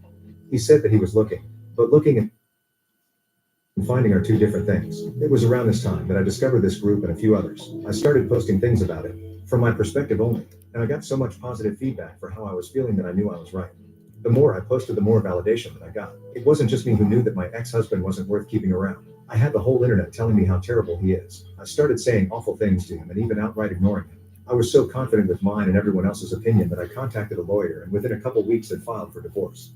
I continued to use this site and a couple others to validate my feelings and for encouragement to go through with it. And finally it was done. It went pretty smoothly. My ex-husband didn't ask for much besides to not get divorced and to try to work it all out. I didn't care about that though. He was broken, but I was free. I could do whatever I wanted without having to feel any guilt or answer to anybody. Jesus It was an Christ, amazing feeling. bro. This is horrible. It didn't last long though. In the first month after he moved out, I missed garbage day 3 times. There was also rarely a single clean dish, and the laundry sat in piles so long that I had to start doing the sniff test to see if it could be worn again. I also never saw my kids more miserable. My oldest had seen some of the messages from the other guy months earlier, and she knew that ex-husband still wanted to try to work it out. It didn't take her long to stop talking to me at all except to say that she wanted to go to ex-husband's house. The others all told me that they wanted to live with their ex-husband too. I did my best to try to make them happy, but I ended up just buying them toys all the time, and the happiness only lasted minutes. I also was having a lot of trouble with work. Being alone, I couldn't work all those extra hours that I was expected to. I finally gave in and started calling ex-husband to watch the kids. He would always come over as soon as he could, and he always asked me if I needed anything. When I would get home, I would find clean dishes and laundry and even dinner sometimes. He would never say too much after I got home. He would just say to call him if I needed anything and leave. One night he took out the garbage and brought it to the curb because it was garbage night and I forgot again. He always looked so sad when it was time to go. Finally, after a couple months, my friends convinced me to go out on a date. It was for dinner and a movie, and I was excited. Yeah, probably single dinner, friends. I started getting a feeling of overwhelming guilt. It got so bad that I ended up not even going to the movie. A week and about a million years later, I was on a therapist's couch. I told her everything that had happened, starting with the promotion that I got at work. She did not agree with me or with any of the encouragement to divorce that I got. I ended up in her office 2 and sometimes 3 times a week. And the more that I talked to prove that I was right, the more that I started to see how wrong I was. It was truly heartbreaking. I don't know if I cried as much in my whole life as I did in the first month. You should. You're a loser. After about $2,000 of therapy sessions, I learned that my ex-husband had his faults, but I figured out that mine were so much worse. I did so many awful things and said awful things. You're a horrible that he wouldn't woman, be with me, person. but he did. I still remember him asking me in a meeting with the lawyer to please not go through with it. I did go through with it though, and then later I bragged on here how great it felt. I was so wrong, and now I can see it. A couple weeks ago, I went outside with him when he was leaving the house. I asked him about getting back together. When he looked at me, his eyes were full of tears and a couple went down his cheeks. He told me that he didn't know if he could. He said that the pain has been too much for too long and that if we got back together that I might just turn around and do it to him again. He said that he always thought that I would realize how much he loved me and stop until I signed the divorce papers and let out a big over-exaggerated sigh of relief. He said that hurt him more than anything else and that he doesn't know if he can ever trust me again. I don't blame him. I destroyed a man who, looking back, was a great husband. I deprived my kids of having a great father in the house with them, and I took his kids away from him. And I, the one who pushed for the divorce expecting happiness and a life of freedom, spend all my free time sitting at home or sitting on a therapist's couch. Say, brother. All right. Now, I know y'all heard that. I know it was kind of glitched a little bit, but y'all got the gist with that. This in particular situation, this in particular case study, this woman wasn't happy in her marriage with her husband that they had 4 children with. Yeah, he wasn't the baller. He wasn't maybe the 6+ figure man that a lot of you modern women on social media like to brag that y'all want to get or that y'all can get. But he tried. And she wasn't happy. So, of course, in most households in this country, with inflation, how the price, see, this ain't the homesteader days. I don't know why some of you women scream this, well, we want traditional men, we want this, we want that. Okay, that's great. But when it was set up where the men was working, it was more of a family structured household with a man and a woman and their children and their living and this, that, and the third. It was conducive of that time. When you let motherfucking Susie that want to walk around like her name is Michael and shit, and all these other angry ass fucking feminist bitches get in y'all head that we're just as good as men. We are just as equal as men. Okay. All right, let's break this down for a second. Men are not saying that y'all are not good people or have any kind of skill. But there's some things that y'all can do that we can't do. And there's some things that we can do that y'all can't do. Just because a person in a relationship makes more money than the next person does not give them the right to treat them as less as a human being, man or woman. Yeah, you got some asshole ass men out here that they got a little money. They with somebody that's a little lesser down than what they are, and they abuse that. And it sometimes goes bad. A lot of times it goes bad. But when this shit's reversed and the woman makes more than the man, oh, y'all come from them niggas next. Don't let it be the fact that they living with you and your shit and you with them. Oh, it's more of a problem then. Because they don't do what the fuck you want them to do as far as the men. Oh, you got to get the fuck out of my house. Fuck that. Fuck this. Fuck that. Fuck you. This woman now, and I don't, you know what? And Dr. Johnson, even if you saying that woman's on the road to recovery, it's too late. Story time.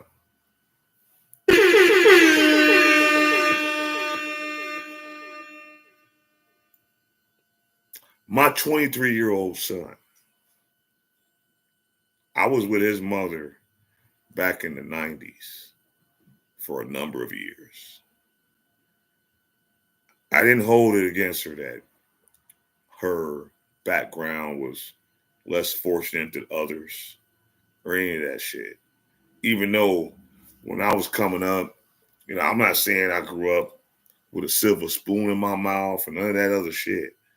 But did I grow up in a family-oriented neighborhood? Yep, I sure the fuck did. I grew up in a neighborhood where the neighbor across the street saw you doing something wrong, they was able to whoop your ass, take you over back to the house, tell your parents what the fuck you did, and there was no repercussions of what that person did. Okay? We looked out for each other. My community looked out for each other. They looked out for the kids that was coming up in their communities. There was a different structure. It was a different energy that was going on where I grew up at. We didn't see dysfunction. We didn't see motherfuckers getting their shit thrown out. Okay?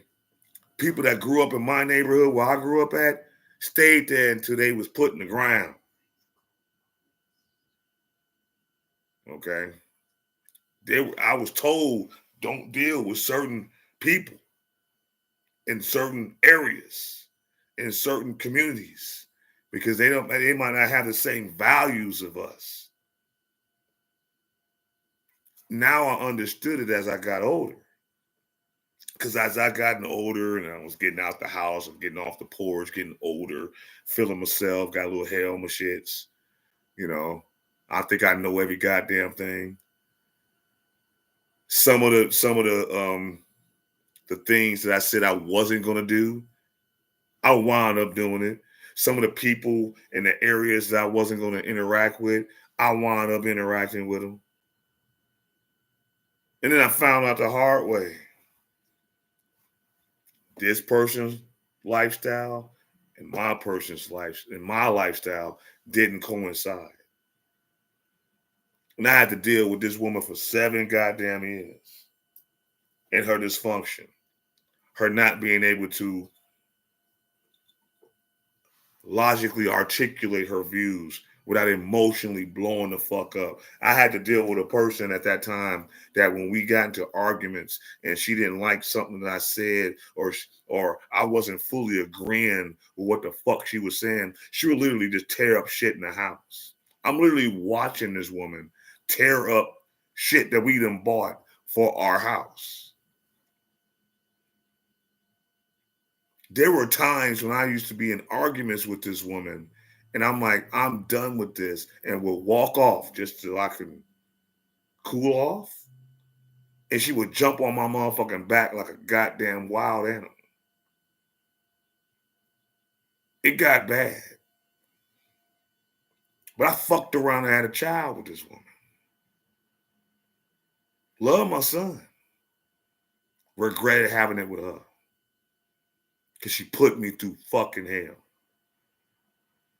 For 18 plus years.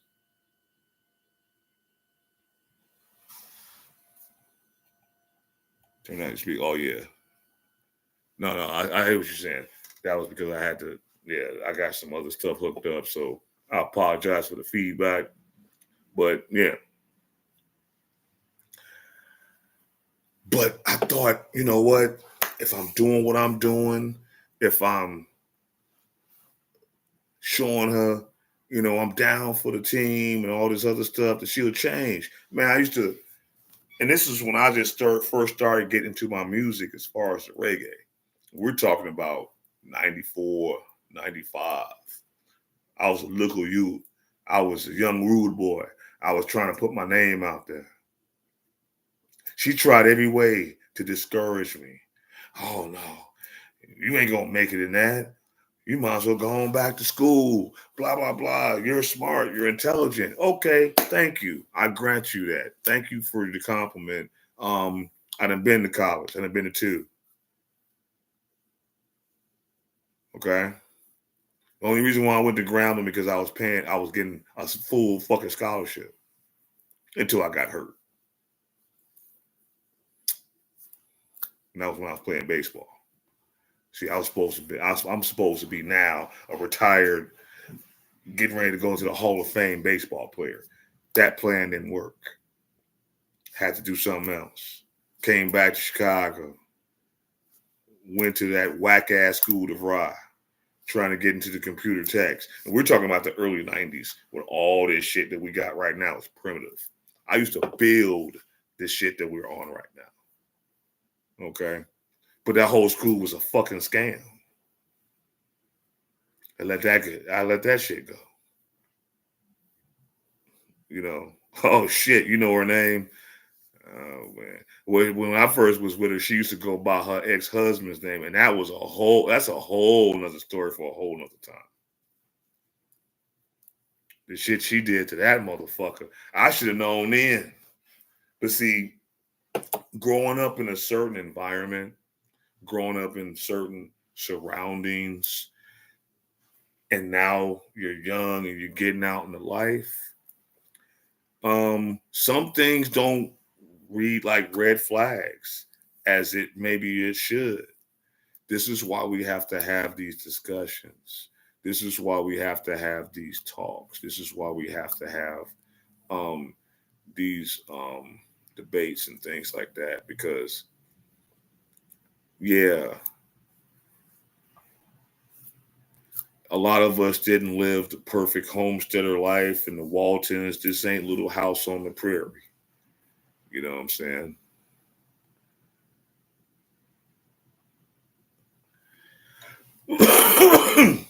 Well, yeah, I know you're talking about her. And it didn't work, bro. She's still the same person. Sorry. See, I get that. There are people, therapists, circles that say, hey, you're going through certain things. You're moving a certain kind of way. You might want to seek therapy. You might want to seek some professional counseling. It don't work for everybody, yo. No matter how many counselors you go to, nothing against you, brother, because I hear you do good work.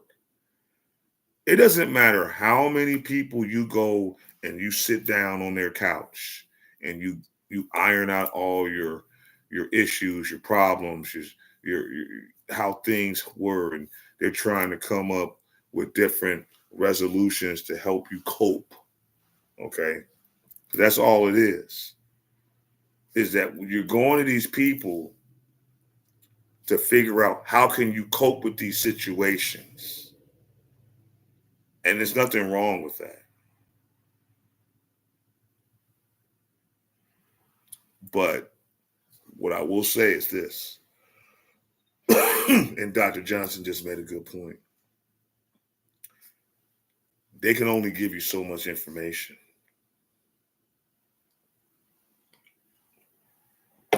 They can only give you so much feedback.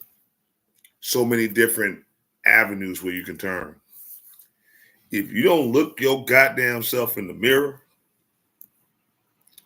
per se, and change yourself, Just because these motherfuckers did some shit to you, now that's a double-edged sword.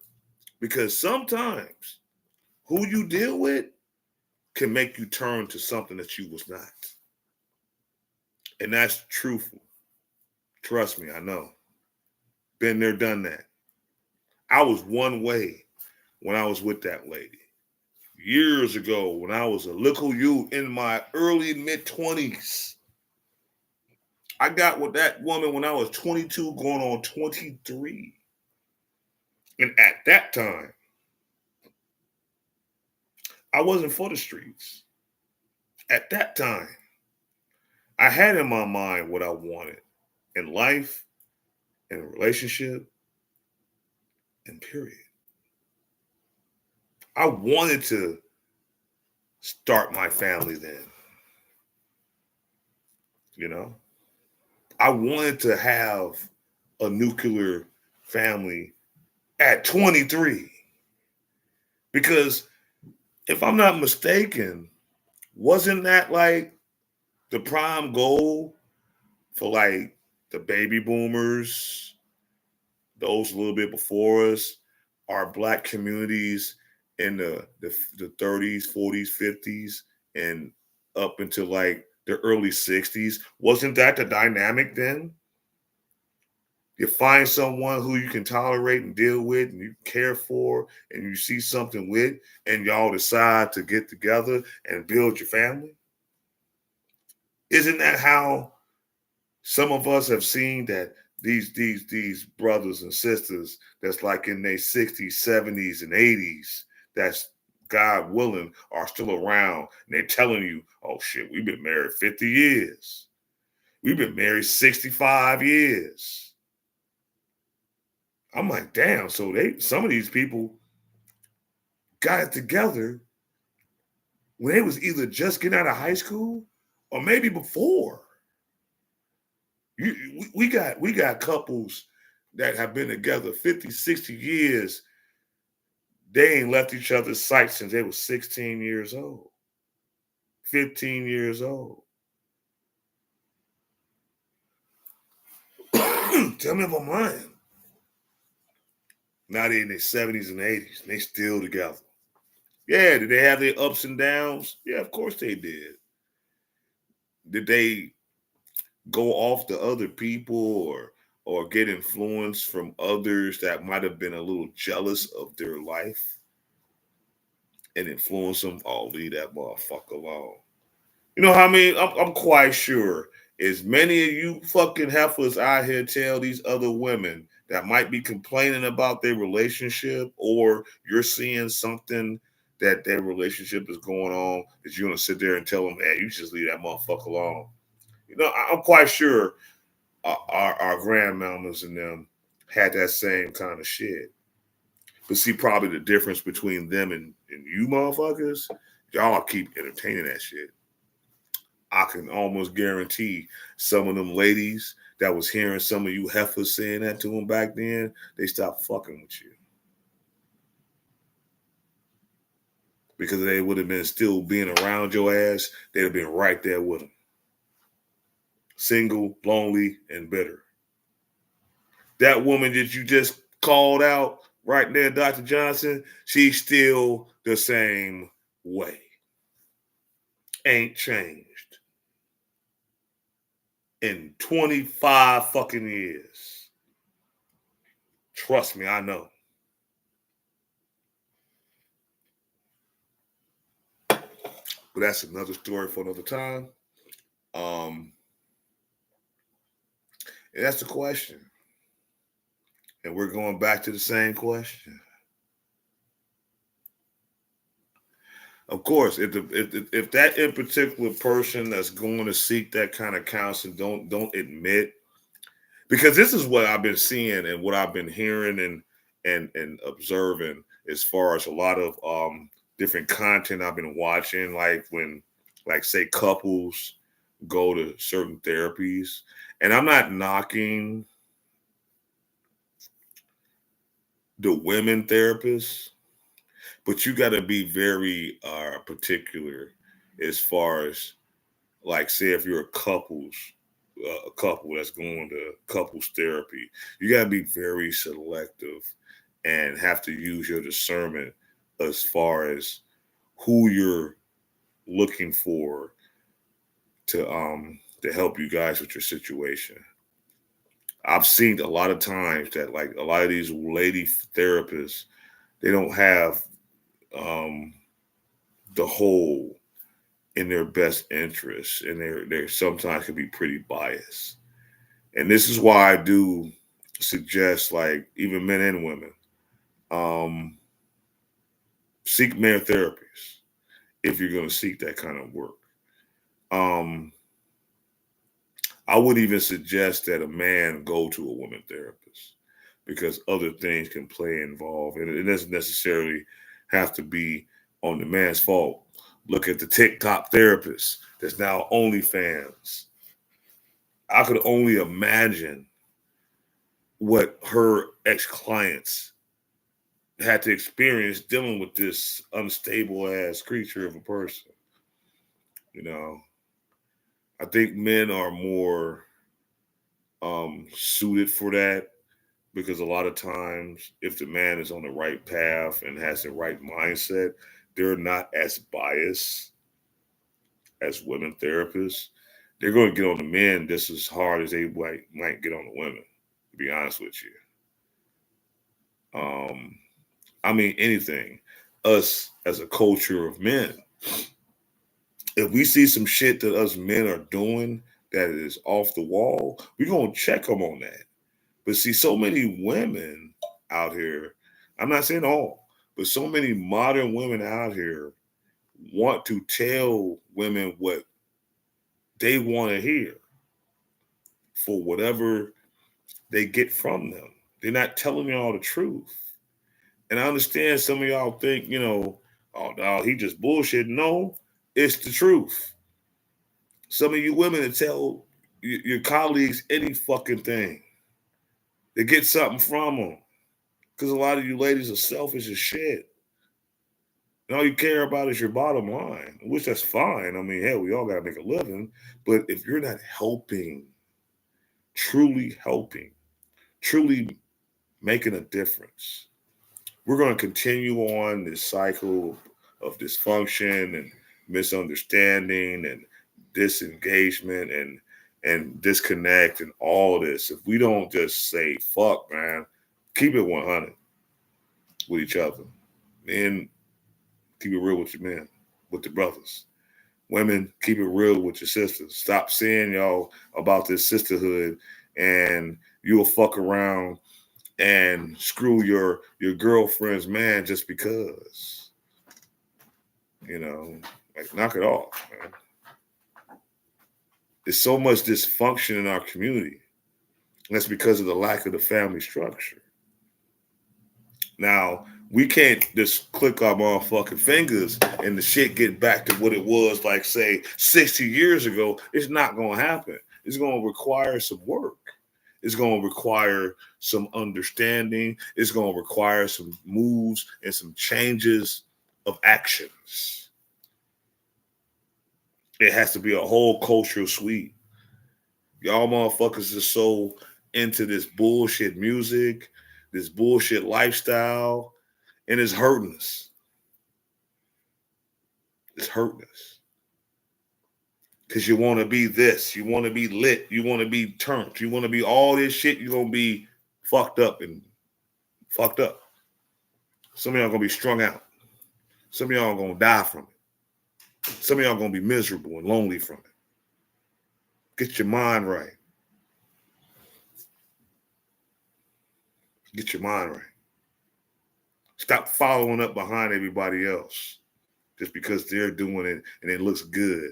Everything that looks good ain't good for you. Know what's really truthfully in your heart, man.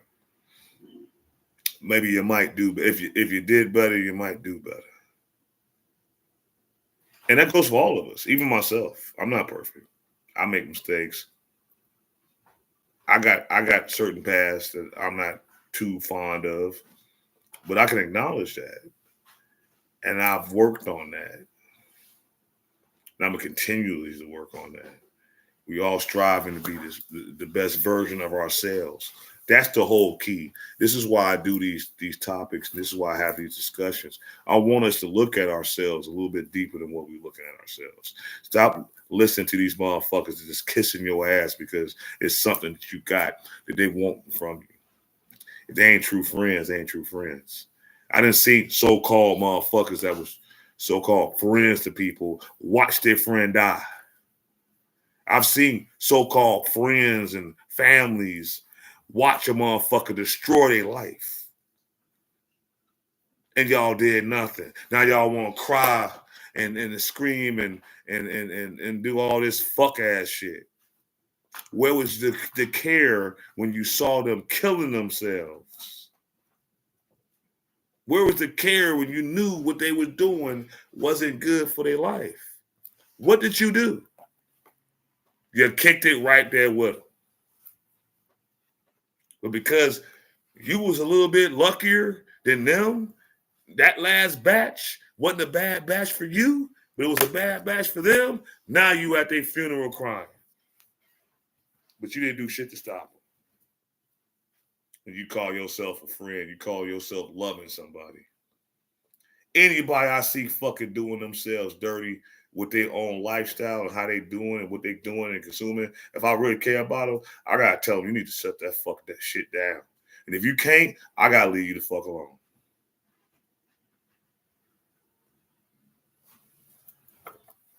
If I care enough for you to tell you this is what you not need to do, and you tell me, motherfucker, you can't tell me what to do, all right, go on about your business. But don't think I'm gonna come to your funeral. I'm not. I told you what it is. I done been around in my almost 53 years on this earth. I done been around a lot of different shit. I done been around a lot of different people that abuse their lives, abuse their bodies, abuse their minds with the shit that goes on out here in these streets. And I saw firsthand what it does to people. It's a lot of people who I once was around that ain't around no more because of their lifestyle. And they just think that they could just do it and there'd be no problem. Knowing that they hurting their families, knowing they hurting their children, knowing they hurting their life. It's a cold world out here, y'all. But like I said, that's another story for another time. I just want to break these few things down, have an honest discussion about what we're talking about. And I'm going to ask y'all again, is the modern women more emotionally intelligent than men? I honestly would say it's about even. Men, there's a lot of men out here is about as less emotionally intelligent than a lot of these women. We're not going to just say it's one, but I will say it's an individual effort to change how you think, to change how you move, to change how you live. So with that being said, I'm going to wrap this up. I hope y'all enjoyed this night. I hope y'all enjoyed the conversation. Thank y'all for the feedback that y'all gave me. You know what I'm saying? You are here at the Black Bottom Roscast, and we are gone. For those that's not subscribed, go on over to YouTube and subscribe to Black Bottom Roscast. Hit the subscription, the bell button. I need 6 more subscribers so I can go on my run just strictly on YouTube. I appreciate y'all those coming out. And like my man Sip with a P always used to say, God rest his soul, I want you to live as long as you want and never want as long as you live. Peace out. No need to say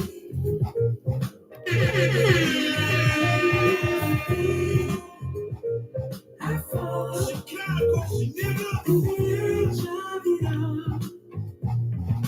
Tune in again. again next week. We back on again every Monday. Lord willing, 8:15 Central Time. Come on in. Join the Black Bottle Roscast family. I appreciate all those for tuning in. On your way out, go on over to the YouTube and subscribe to the bell button. Subscribe.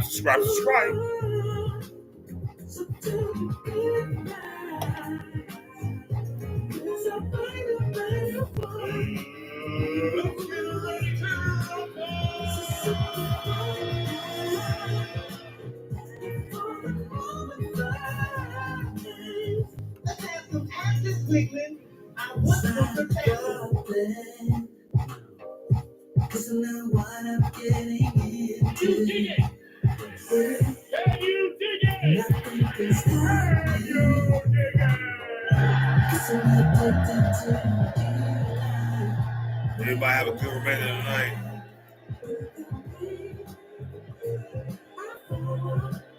No need to see. I ain't scared of you motherfuckers. With me, I'm heading that way.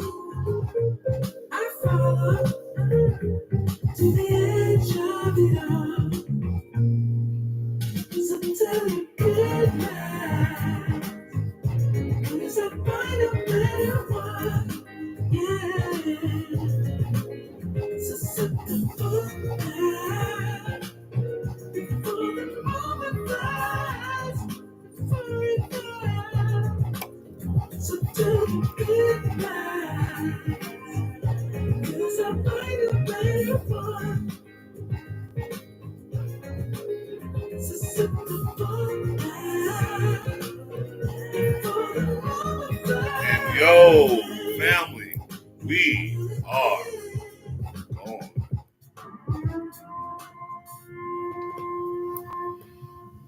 Am I the meanest? Am I the prettiest? Sure. Am I the baddest? No folk, no down around this town. Sure not. But who am I? Sure not. Who am I? Sure not. I can't hear you. Sure not. So good.